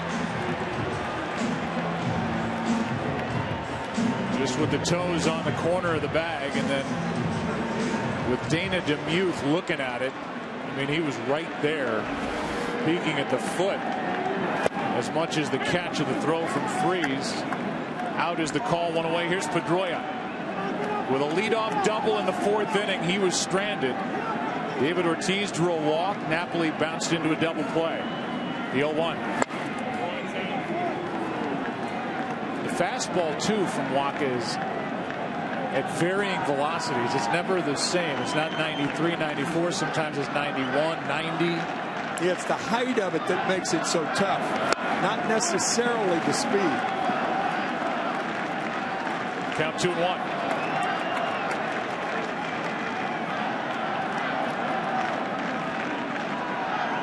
Pedroia does not have a home run this postseason. Hit 9 during the regular season, and that skips him to make it 3-1. It was a 3-1 count that Pedroia doubled on his last time up.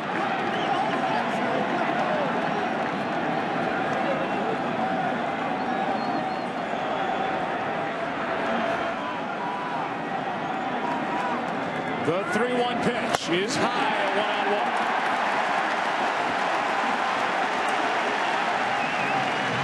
4 walks now to go with 5 strikeouts for Michael Waka.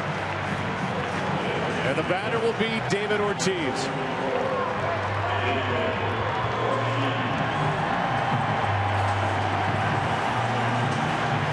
Third time now for Ortiz.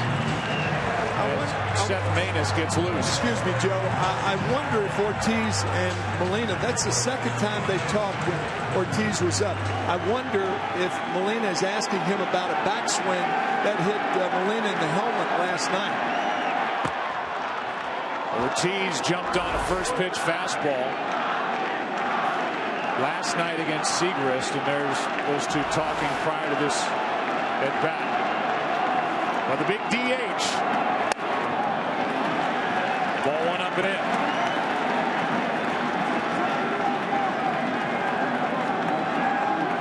Ortiz has become a smarter hitter with age.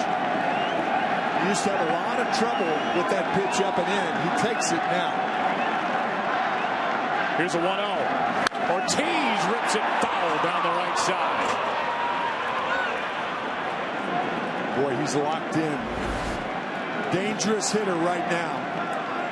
Hammered down the right field line.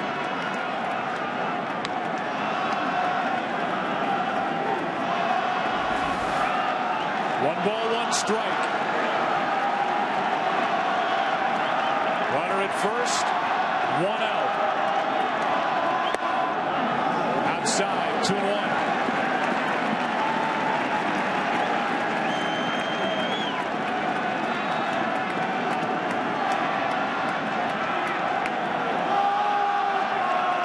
Pitch number 101 on the night for Waka. Strike 2. Wacha has never thrown more than 112 pitches in a game in the big leagues as Manus, who worked here last night, gets loose.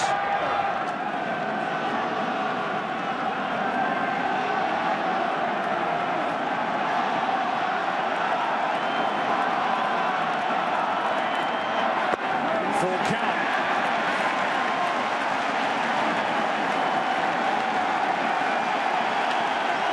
Question is, do you send Pedroia?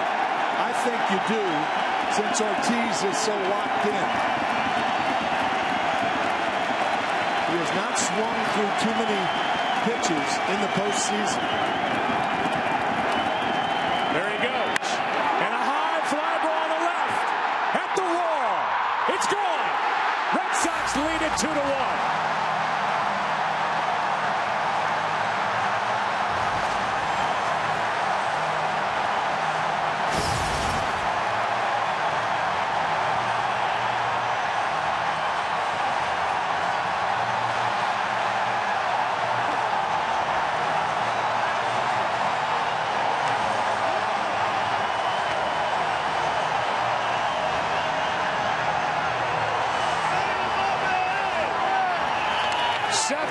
Home run during the postseason for David Ortiz. On a high changeup, 85 miles an hour over the monster. So a monster hit it over the monster. And you called it when he was digging in on that foul ball he hit to the right side. He was struggling to find it against the Tigers. But he's found it, and he's locked in. And they want a curtain call.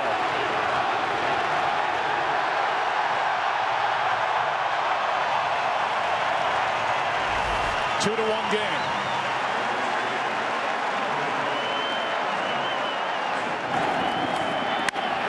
It was a changeup against Joaquin Benoit for the grand slam in Game 2 of the ALCS that tied it.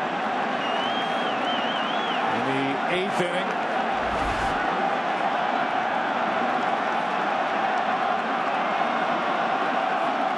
An 86-mile-per-hour pitch that he hit into right center. And now this changeup. Ortiz lifts 85 miles per hour over the green monster and left.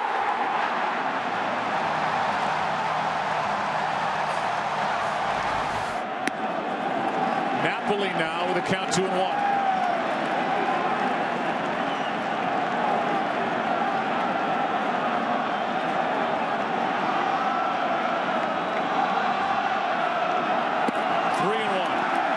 And Wacha may be nearing the end of his night. On deck is Gomes, and the bullpen is Manus, and now Randy Choate, the left-hander, starts to crank it up.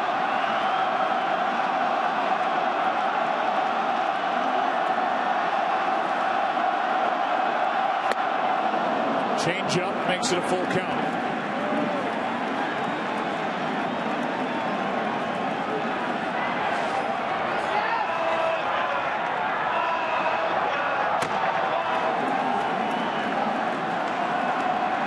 Pitch. Struck him out looking. 2 away. Strikeout number 6. The reaction to the Ortiz shot to left.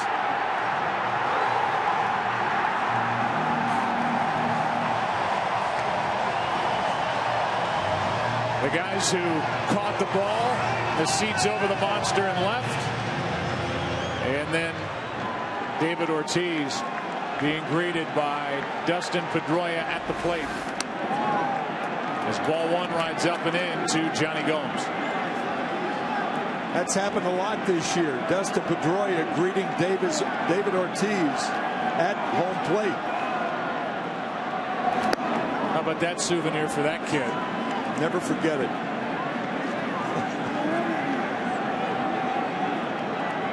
That guy's cell phone, I'm sure, is lighting up. Here's a 1-1 pitch. Gomes takes ball 2.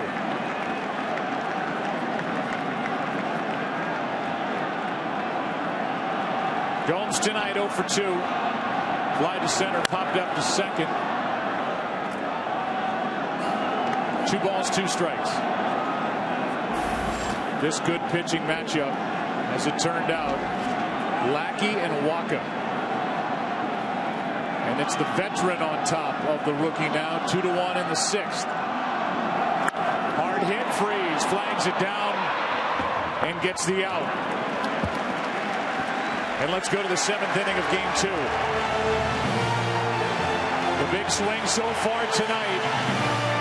David Ortiz with the home run to left.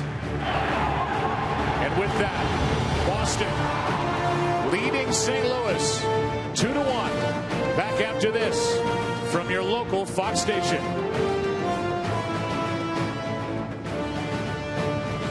By Michael Waka when he got back to the dugout.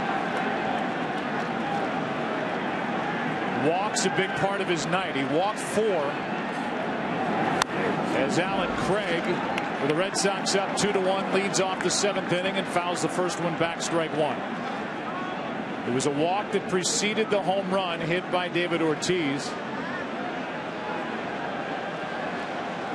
Only 3 hits allowed by Waka, but one of them left the park. And it's 2-1 Boston here in game 2. Alan Craig pops it foul right side. That will get out of play. Strike 2. And once again, all the talk about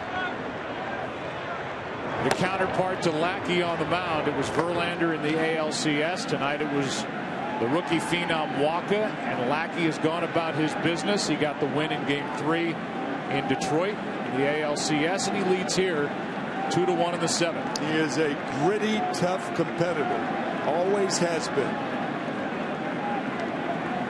Never gives in. Here's the 0-2. Got him looking on the outside corner. One away. And strikeout number 6 for John Lackey.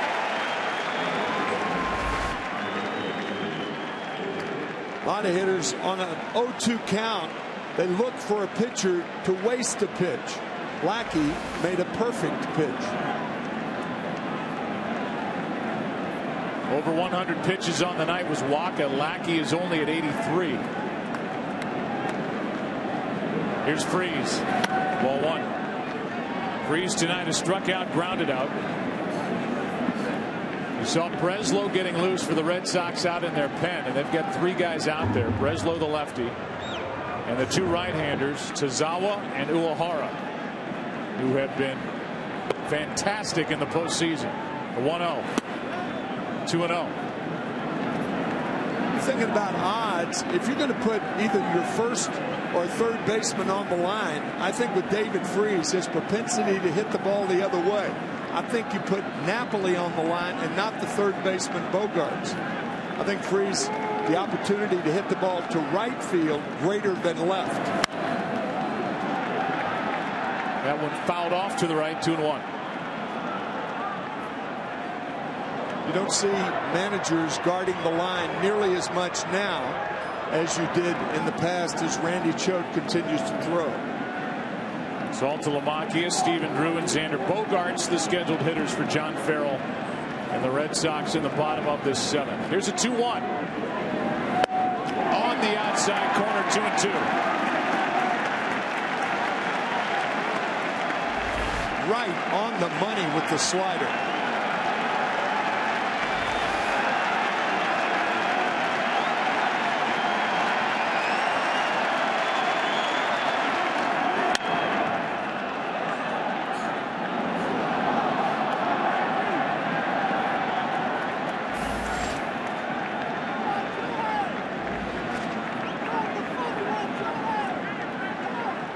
Two balls, 2 strikes on Freeze.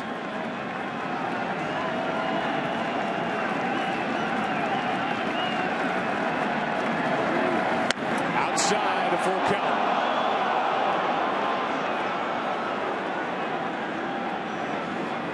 Left-handed batter on deck. Lefty in the bullpen, Breslow. It takes a crowbar to get the ball out of the hand of John Lackey if you're John Farrell. Or as it used to be from Mike Scioscia with the Angels. That's a great line and so appropriate. We'll see what happens after Freeze. 3-2 pitch is fouled off to the right again.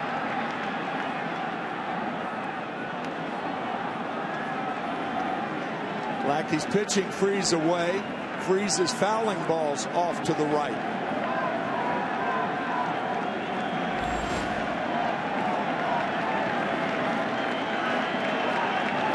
Here comes pitch number 91. On 3-2 to Freeze. A 1-out walk. Good at bat by David Freeze.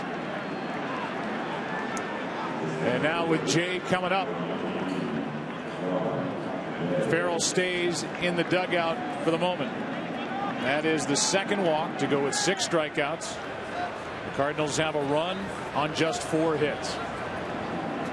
Jay tonight is grounded out, flied out, and a career .293 hitter against right-handed pitching, with 22 of his career 25 home runs off righties. Fouls it away, strike 1. So a lefty here, a lefty on deck, and Descalso.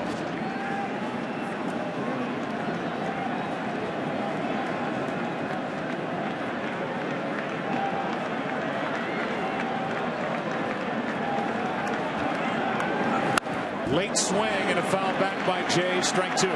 Freeze was off to the right with foul balls. Jay was off to the left with foul balls. And that's a telltale sign by a manager who used to be a pitching coach that Lackey's still throwing the ball hard. Shakes off a slider, wants the fastball away.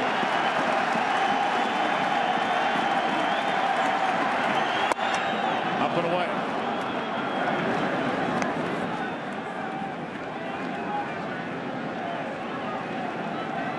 Lackey was shocked in the 7th inning when he turned around and saw John Farrell coming to get the ball in Detroit. In Game 3, he's trying to power his way through this 7th inning and get around a 1-out walk.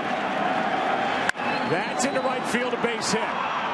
Victorino is there to play it, and it's 2 on with 1 out. Here in the 7th inning, and the left-handed hitting, Descalso coming up.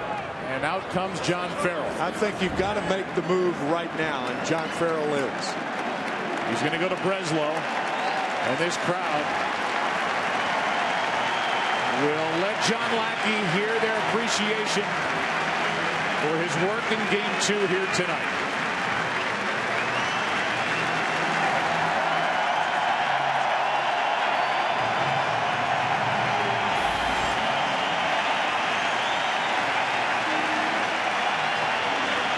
Lackey out, Breslow in. An earned run. He has struck out 6. Pete Kozma comes in the game. He's the lead runner, takes over for David Freeze at second. In the bottom of the inning, Kozma will play short. This guy, Descalso, will go to third to replace Freeze defensively. But right now it's 2 on. It's 1 out. And Daniel Descalso deals with the left-hander Craig Breslow. It was an interesting sequence. John Lackey threw to John Jay. He shook off the slider, threw the fastball on the 0-2 count. With the count 1-2, he went ahead and threw the slider, and Jay hammered it to right field. Descalso takes ball 1. Now to Zawa. The right-hander cranks it up. Daniel Descalso during the regular season hit .183 against left-handed pitching. Batting in the number 9 spot. 2 on, 1 out. And Kozma took off early. Breslow stepped off. Trying to get Breslow on the rubber to balk. That's tough to do for a guy who just entered the game as a pinch runner. He's not loose yet.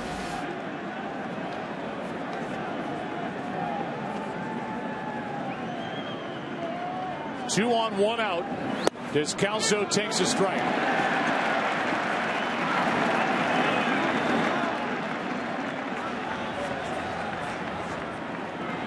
John Lackey goes 6 1/3.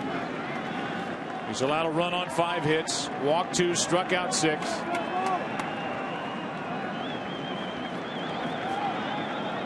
It's Descalso and Breslow.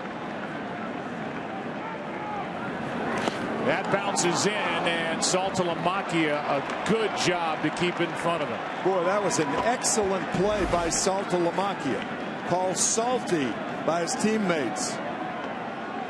Very nice.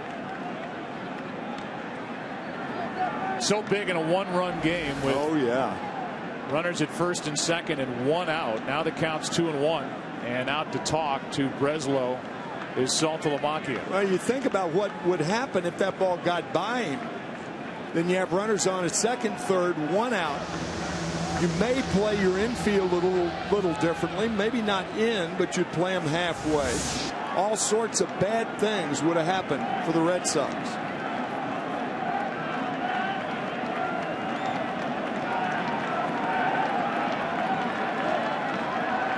Good speed on for St. Louis with Kozma and Jay.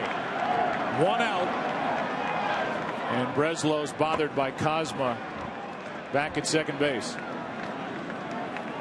Descalso during the regular season hit .238. He is 3 out of 18 this postseason. On deck is a left-handed hitting second baseman Matt Carpenter. Here's a 2-1. 2-2.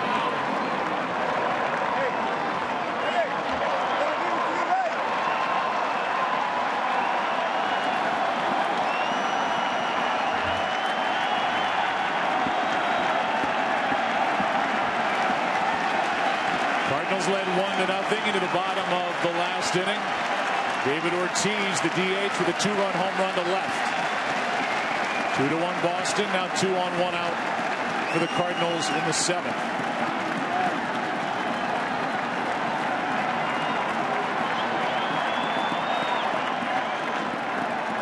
Runners are going. Pitch is high and a double steal. And Saltalamacchia could not get it out of his glove cleanly, and it's second and third, 1 out. I guess that fake break earlier was meant to be a steal and not a fake. Kozma leading the way, diving into third base, and now you've got to bring the infield in with the left-hander against the left-handed pitcher. Breslow looking for the strikeout.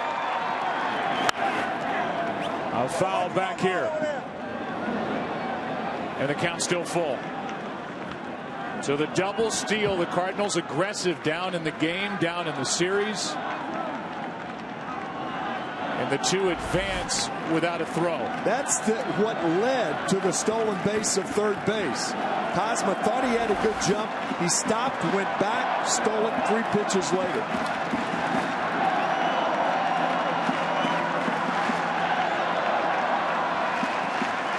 Jay able to get a big lead at second base. He's the go-ahead run because the infielders are all in front of him. That's a great point. You can almost go halfway, or at least a third of the way. Get behind the shortstop. Here's a 3-2. That's inside to load him up. Borderline pitch, and Descalso takes a walk. Here we go. How in the world can Descalso take that pitch? There are great takes and bad takes. That was a good take. And so now the bases are loaded. Nieves, the pitching coach, comes out to talk. And the guy at the plate is Matt Carpenter, who led the league with 199 hits, but who in the postseason has only 8 so far. He came into this game hitting 174. In October, he's 0 for 3. But that was against Lackey, and now he has to deal with a left-hander, Breslow. Good speed on for St. Louis, down by a run in the 7th.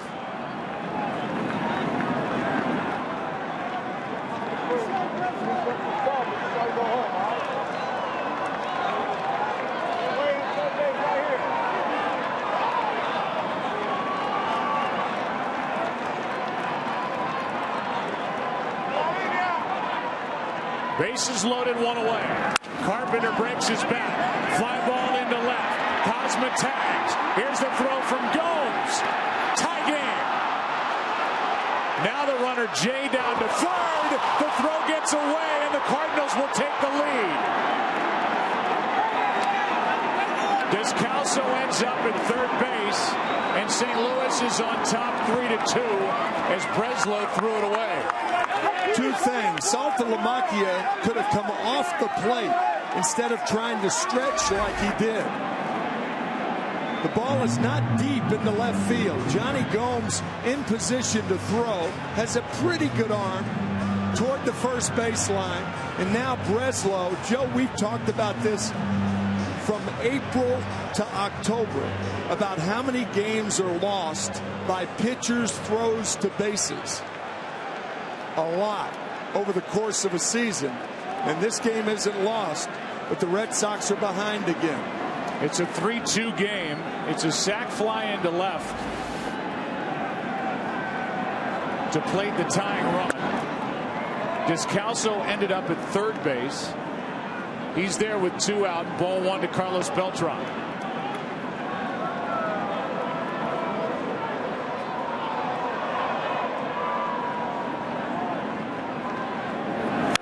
Beltran hits it down the right field line into that corner. It is just foul.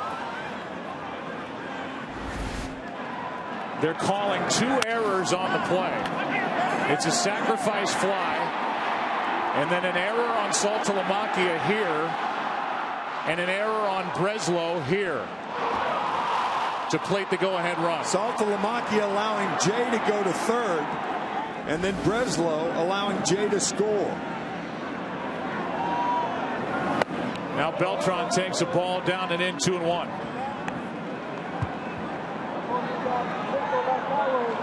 The RBI for Carpenter, just his third of this postseason. That tied it into left. Runner at third, 2 out. Now a 3-1 count on Beltran. And the 2 runners who came in are on the record of John Lackey, who on the back end of this strong start into the 7th inning is on the hook, down 3-2. Game's unfair at times. Here's a 3-1 from Breslow. Line drive into right, a base hit, and the Cardinals lead 4-2. Beltran, who told his manager before the game that the ribs were okay, makes the start, has 2 hits, and now has the RBI to make it a 2-run game. And that's it. With Holiday coming up, Breslow is coming out, and the Cardinals have put up 3 here in the 7th inning and lead game 2 4-2.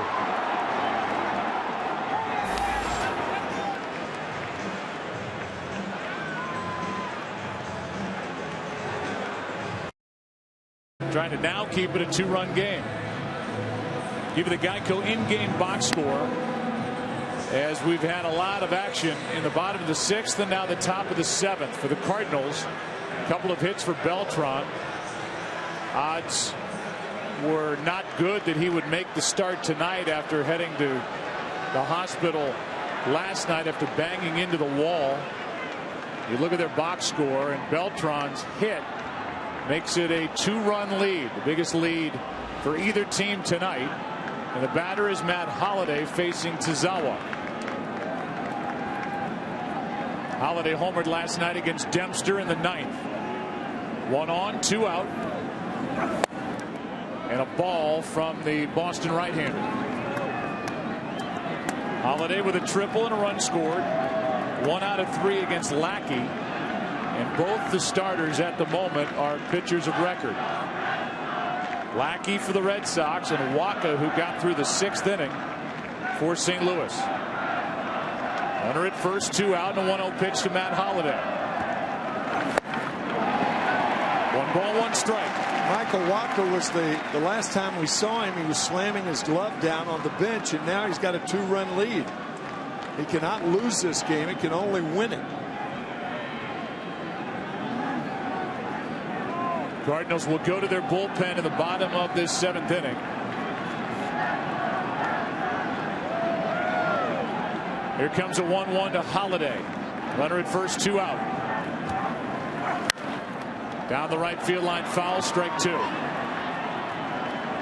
I think the biggest pitch of this inning was a 3-2 pitch that Daniel Descalso took for ball 4. The infield was in, runners on at second and third, only 1 out. Breslow tried to get the pop-up or jam Descalso. He was not biting. And then the sac fly by Carpenter. And then the 2 errors on the throw home. One on the catcher, Saltalamacchia. The other on the throw to third by Breslow. Now a 1-2 pitch to Matt Holliday is chopped to Pedroia. 2 bounces. The inning is over. The Cardinals have a 3-run 7th inning and lead game 2 as we go to the 7th inning stretch by a score of 4-2.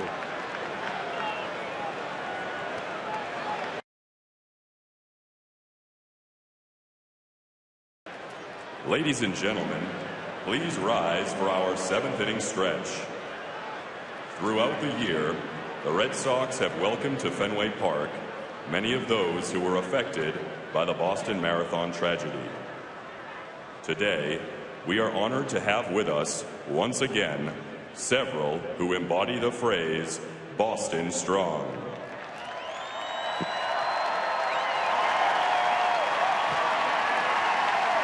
Families of those whom we lost. Heroes who saved others. And the injured whose spirited recoveries are an inspiration to us all. Some of whom are walking onto the field for the first time since April 15th.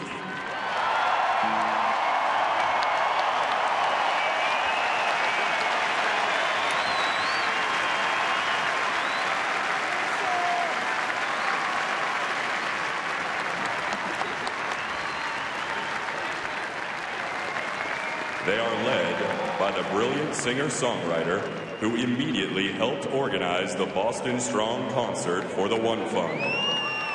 Joined by his wife Kim and son Henry, here to sing America the Beautiful. Won't you please welcome once again Boston's own James Taylor.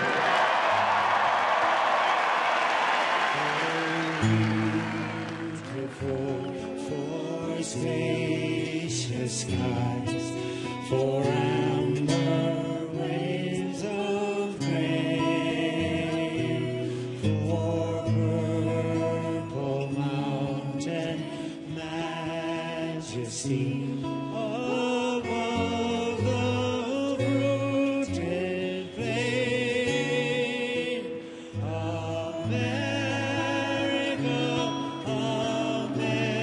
America, God shed his grace on thee,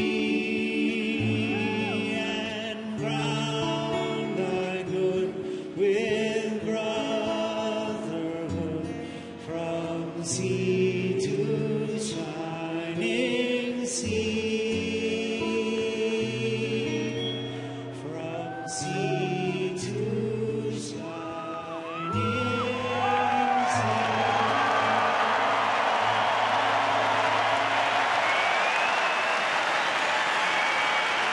More than $2.4 million was raised for One Fund Boston through donations from Major League Baseball, Major League Baseball Players Association, the Boston Red Sox, and MLB licensee 47 brand. Bottom of the 7th of Game 2 when we come back. The ball. Into the bottom of the 7th inning, and Saltalamacchia is at the plate. A few changes. Cosma stays in the game at short. That kicks Descalso over to third. Freeze was lifted for the pinch runner. And here is the young right-hander Carlos Martinez throwing 97, picking up for Waka, who went 6. There are the numbers this postseason for Martinez. Saltalamacchia, Stephen Drew, Xander Bogaerts, the batters. That's strike 2, 98 from Martinez, who worked an inning last night and allowed a run on a hit. But he was not throwing like he's throwing the first 2 pitches to Jared Saltalamacchia. I mean, he aired those pitches out. He brings it on 1-2 and misses the outside corner. 2 balls, 2 strikes as Brandon Workman gets loose. Saltalamacchia 0 for 1 with a walk. That gets away, but Molina will finish it with a throw, 1 away. As we start the bottom of the 7th, the strikeout starts the night for Martinez. Coming up after the World Series, from the big awards to the big deals, nobody covers the offseason like MLB Network. With 3 primetime shows and TV's only morning show dedicated to baseball. It's on MLB Network beginning Monday, November 4th. Here's Stephen Drew.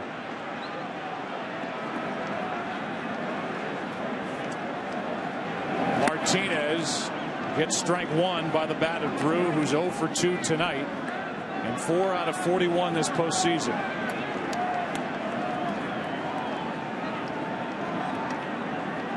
From one 22-year-old right-hander to another for the Cardinals. Waka to Martinez, and that misses outside, a ball and a strike. Waka went 6, allowed 2 runs on 3 hits. Struck out 6, walked 4, allowed the home run. And now time called.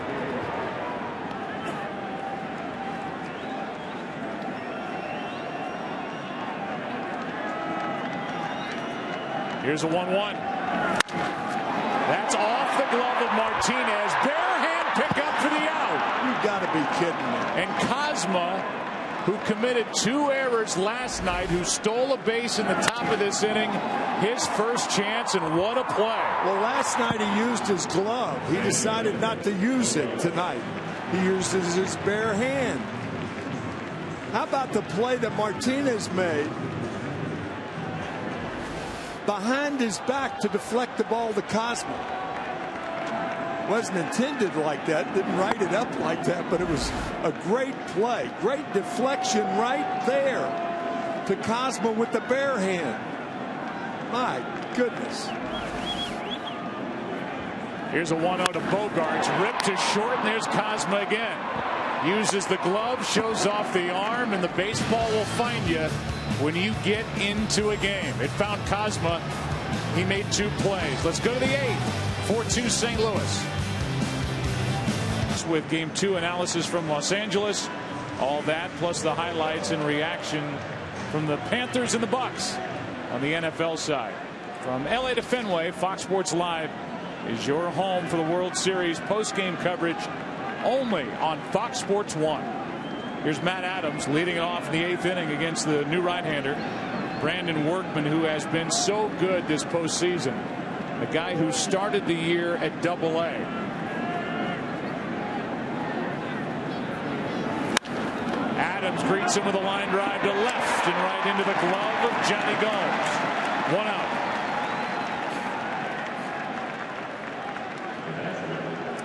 Matt Adams 1 out of 4 tonight, and Yadier Molina will step in. He has a single, then an RBI ground out. He bounced out to Pedroia in the 6th.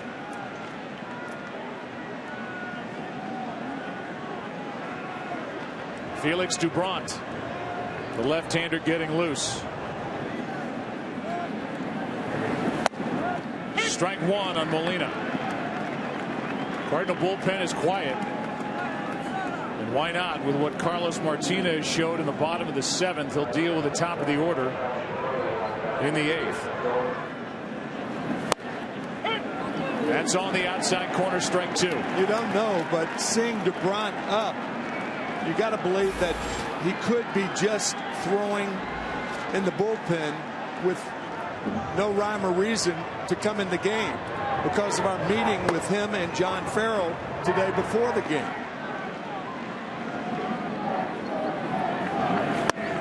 That's just inside, ball 1. Clay Buchholz is supposed to start game 4. And John Farrell telling us that it could be a situation where you almost have one starter in Clay Buchholz and then Felix Doubront in the wings to come in 3rd or 4th inning. So you almost have a flexible 2 starters for the Red Sox. He's not sure about that. It depends on whether Buchholz feels like he can go deep into the lineup. turn it over once or 1.5 times, and then go to DeBron. I don't think DeBron's going to come in the game. I could be wrong, but I don't think so. 2 balls, 2 strikes on Yadier Molina with 1 out.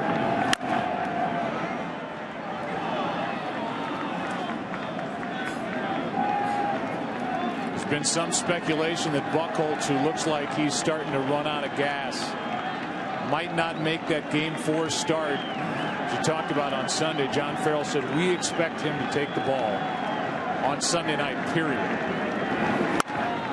This one is foul off to the right. Clay Buchholz has been quoted as saying that I feel I have one more start in me. That's an odd comment coming from a great competitor who's had shoulder problems this year. Spent 3 months on the disabled list. Had a great year record-wise when he was out there. Here's a 2-2. Fly ball into center, pretty well hit. Back is Ellsbury on the track. 2 out.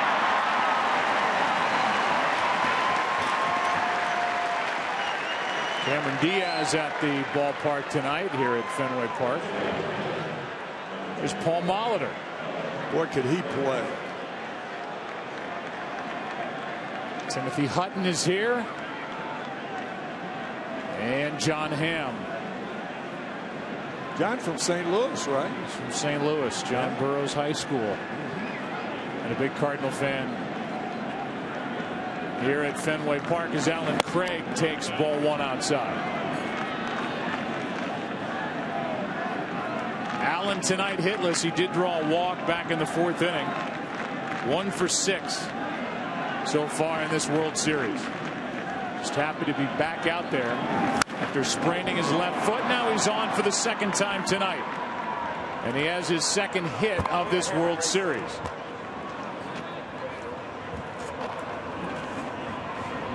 So Craig is aboard. You could see him limp a bit going down to first base. And when we asked Allen as to whether he would be okay to play in the field when this series goes to St. Louis and there is no DH, he said, I just don't know. I've taken no ground balls since I got hurt. He got hurt on September 4th. There will be 2 questions as to who plays first base in St. Louis.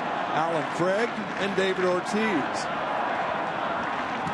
With 2 out, Cosma pops it up. That's Pedroia, and that sends us into the bottom of the 8th inning, Game 2. Top of the order coming up for the Boston Red Sox, who trail by 2.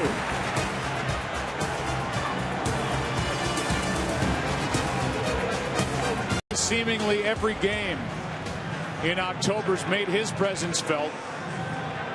He has the 2 RBIs for the Red Sox tonight. That shot over the monster and left from a cell phone. With his home run landing in the seats above the wall. Here's Ellsbury, who pulls back from a 95-mile-an-hour fastball for strike 1. It's 4-2 St. Louis in the bottom of the 8th. Michael Wacha in the dugout watching as Ellsbury 1 for 3. Waits for the 0-1. That's over Martinez. Is bobbled and dropped by Carpenter. And the leadoff man is on. A broken bat again for Jacoby Ellsbury, and Carpenter couldn't make the play. You can see that coming. It's probably going to be an error. It's a tough chance, an in-between hop. They say infielders make their own hops and read their own hops. This is tough to read and tough to make. But an error on Carpenter. The reaction from Carlos Martinez, and that means the tying run will dig in. Take a listen.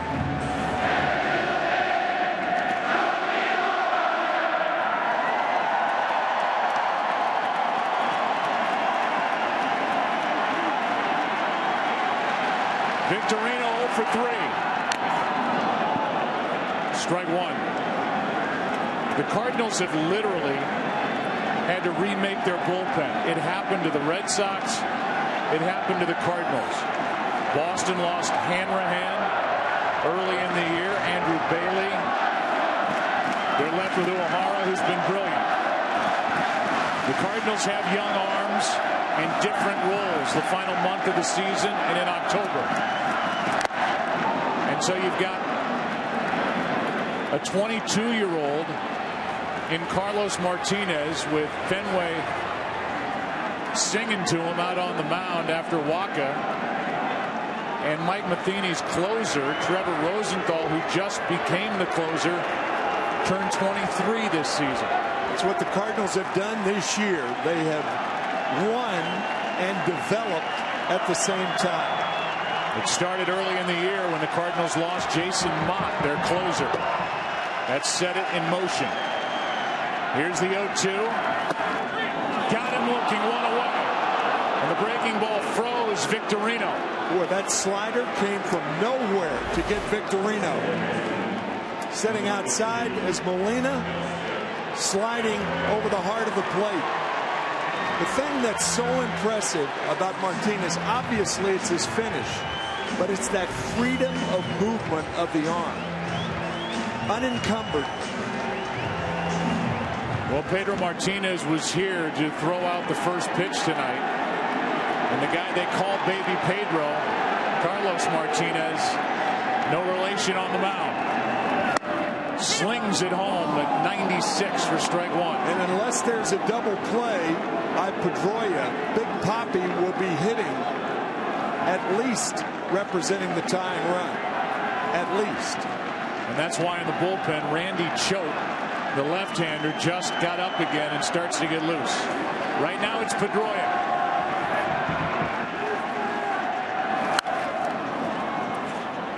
The count 0-2.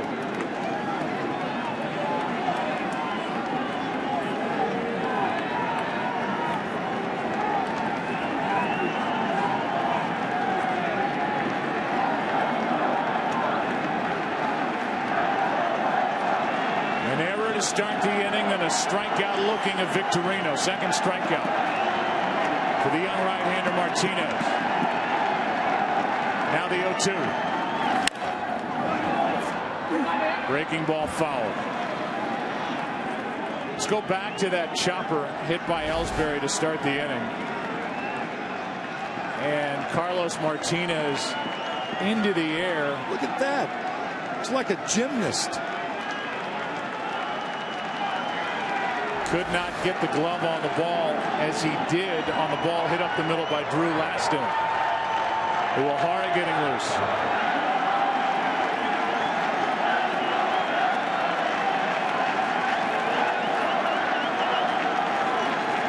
Another 0-2 pitch to Pedroia.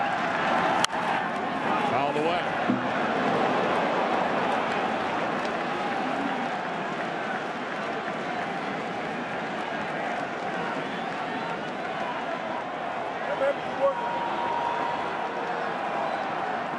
Michael Waka went 6.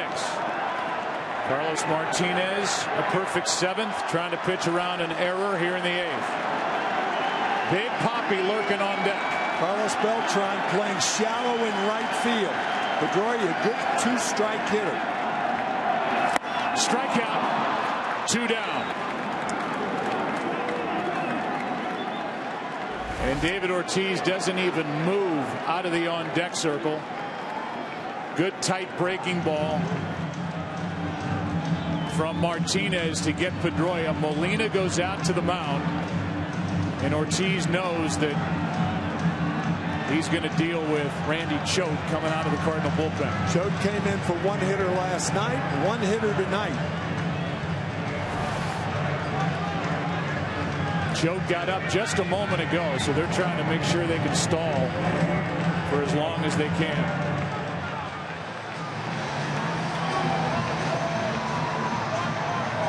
Molina makes the long, slow walk back to the plate. And what do you think? No Matheny.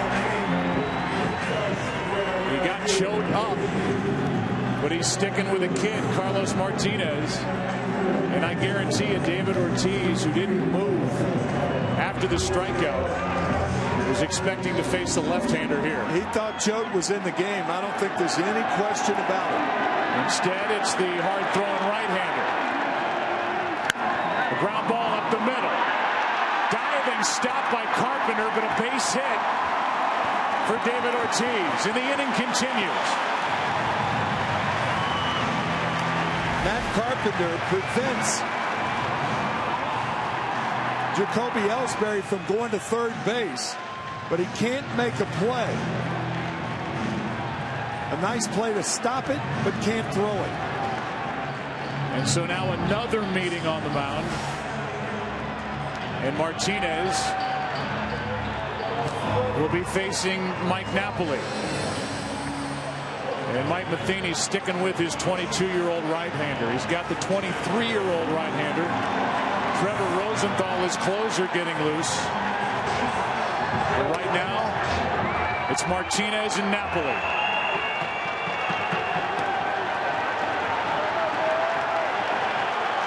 Go-ahead run at the plate. 2 on, 2 out. Strike 1. Mike Matheny, a former major league catcher, and he's using that experience to see that Carlos Martinez is throwing as well as anybody could from the bullpen. He might be wrong, but that's his choice. Carlos Martinez was a starter. He's new to pitching out of the bullpen. And he is about to throw some of the biggest pitches the Cardinals will have thrown for them this season.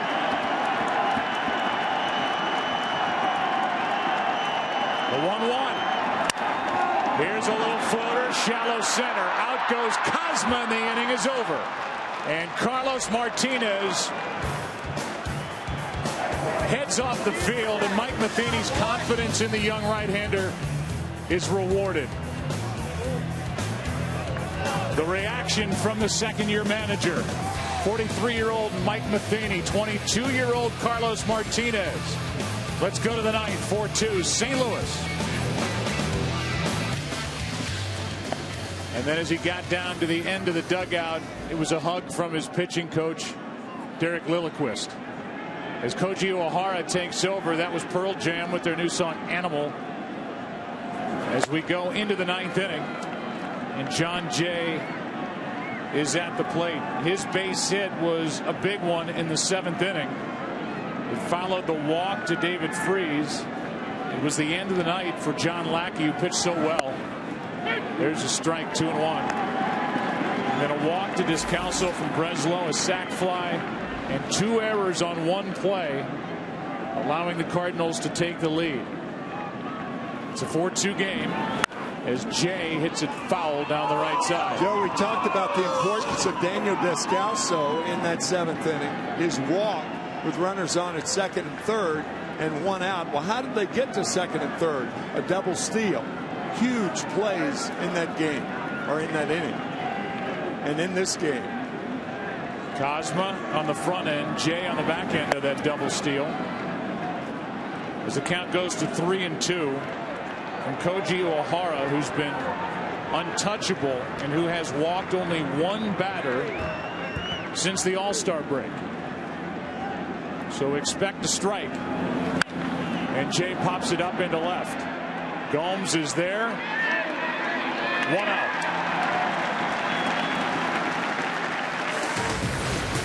The World Series on Fox is sponsored by the Volkswagen Sign Then Drive event. That's the power of German engineering. By Taco Bell. Sometimes you gotta live Moss. And by Budweiser, the official beer of Major League Baseball. Great times are waiting. Grab some buds. 1 out in the 9th inning, and the batter will be Descalso as Trevor Rosenthal, who had only 3 saves during the regular season and has 3 this postseason, is getting ready for the bottom of this 9th inning when Gomes, Saltalamacchia, and Stephen Drew are the scheduled hitters. You know, in a weird way, the Cardinals are probably glad David Ortiz got the single, because that clears him for the 9th inning. Here's a ball that is squirted to the shortstop, Drew. A low throw, but dug out by Napoli, 2 out. If you just joined us, we've got 2 out in the top of the 9th inning.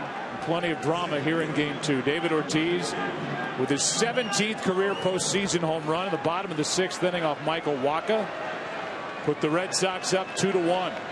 Beltran, despite the rib injury last night, 2 out of 4 with an RBI tonight. And while defense hurt the Cardinals in game 1, 2 errors on 1 play here tonight hurt the Red Sox in a 3-run 7th. Here's Carpenter, strike 1.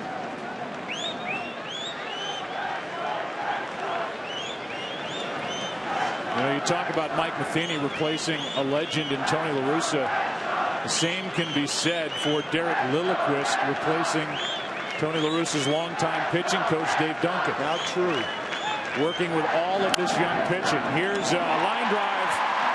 Not hard hit, caught by Bogaerts, and with that, it's a 1-2-3 top of the 9th. Rosenthal will enter. Gomes, Saltalamacchia, Drew coming up. 4-2 St. Louis in game 2. Eliminates Craig Breslow picking the ball up and trying to get the runner at third base, which, as we've said, when pitchers handle the ball and they do something other than throw home, something's wrong and a lot of bad things happen. Johnny Gomes first up against Trevor Rosenthal, the new closer for the Cardinals. And you're just going to see more heat from another young right-hander. Cardinals trying to win this World Series game 2 by getting 6 innings from the 22-year-old Wacha. Then 2 innings from the 22-year-old Carlos Martinez. And then wrap it up with the elder statesman, 23-year-old Trevor Rosenthal. Look at that. Who at least brings with him postseason experience from last year. And he's got 3 saves this postseason. He was unscored upon in 7 games last year. That's outside at 97. 1-2. Saltalamacchia on deck. Gomes hitless tonight. And a strikeout starts the inning.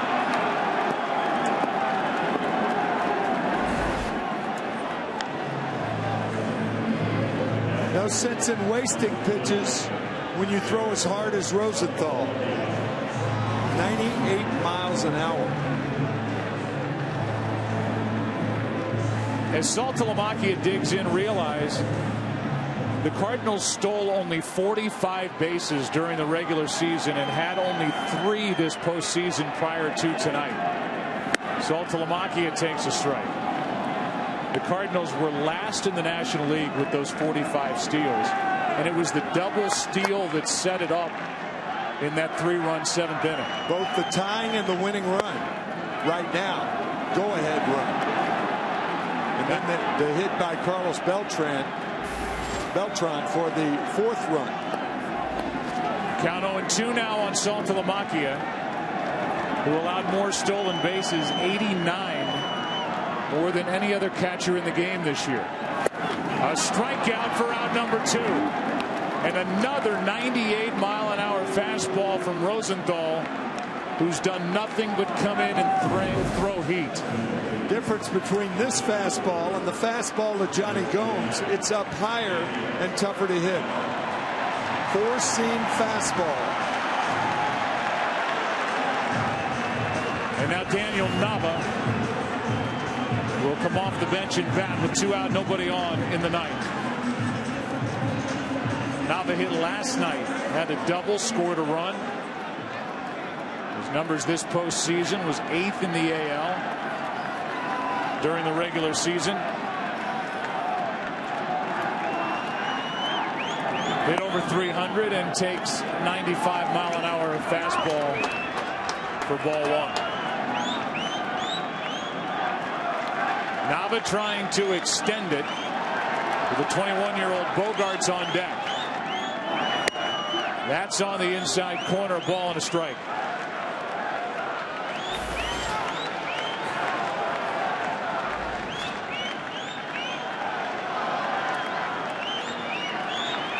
Nava batting for Stephen Drew.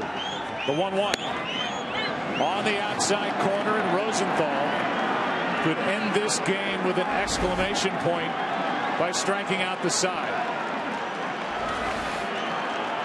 On a cold night in October, Daniel Nava comes off the bench and has to look at 98 from Rosenthal.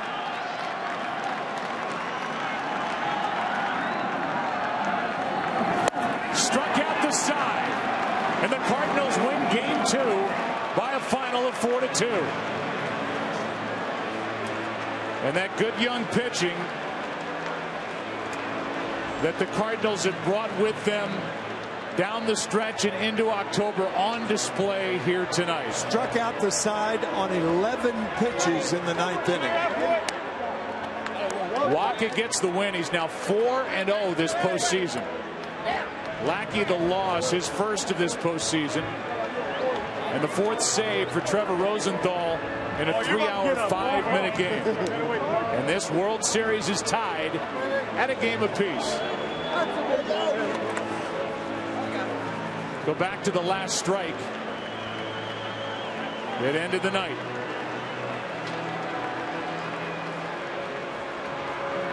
The reaction from Michael Wacha, the starter. And now from the closer, Trevor Rosenthal. That farm system for the Cardinals keeps producing good young players, good young pitching. And the Cardinals showed it off here tonight at Fenway Park in a 4-2 win. It's the first World Series loss for the Red Sox since 1986. World Series Game 7. Let's go down to Ken Rosenthal. Thanks, Joe. Yadier, 3 pitchers tonight, all 23 and under. How hard is it for you to believe that they did what they just did? I mean, don't surprise me. I mean, those guys got talent. They're not afraid, like I said before many times. I mean, they're not afraid to pitch. Martinez, getting through the 8th inning. How did he do it? Unbelievable. I mean, this kid, I mean, he's not afraid, like I said. I mean, he throw his sinker, he throw hard. I mean, keep the ball down. That's the kid. He was so emotional coming off the mound. What did he say to you? I mean, it was because last night he gave the wrong against them, and tonight it was like, you know, nobody gonna get here against me. So he was pumped up. I mean, that's good for us. Wacha, it seemed like he made only one mistake, the pitch to Ortiz. Yes. How did you assess his performance? I mean, he pitched outstanding. He keep us on the game. That's what we asked for. I mean, just one pitch. I mean, to a great hero like Big Papi. I mean, we take a hat off to him. But I mean, he pitched good tonight. Yadier, thank you very much. Over to Aaron Andrews. Kenny, thanks so much. Here with Carlos Beltran. And Carlos, we know obviously you left the game last night to go to the hospital, rib injury. Great night for you hitting, though. How you feeling? Well, honestly, I mean, when I left the ballpark yesterday, I was having little hope to be in the lineup. And, you know, I came, got a lot of treatment, met with the doctors. You know, they gave me a bunch of painkillers. And, you know, when those kickings, you know, I was able to go to the cage and, you know, took some hacks. I was more concerned today swinging the bat. From the left side, I felt like I was dragging the bat through the zone. The right side, I feel a little better. But, you know, it just like, you know, I wanted to be in the lineup. You know, I worked so hard to get to this point. So, I mean, I really thank God they allowed me to be here today. Yeah, that was my next question. It's taken you 16 years to get to a World Series. What was it going to take to keep you out of the lineup tonight? Somebody had to kill me in order for me to be out of the lineup. You know, like I said, you know, I mean, yesterday was a very scary moment for me. I thought for a second that, I mean, I did something major in my ribs. Thanks God, you know, it's a big bruise on my chest. But other than that, you know, I mean, it's going to get better. Glad you're out here. See you in St. Louis. All right, Joe, back up to you. All right, Aaron, thank you. The pride of Puerto Rico, Carlos Beltran with a couple of hits and RBI tonight in a 4-2 win. And it was the young arms with the Cardinals down 1-0 that stepped up for the Cardinals. Wacha, Martinez, Rosenthal on display here tonight, bringing heat. Cardinals win it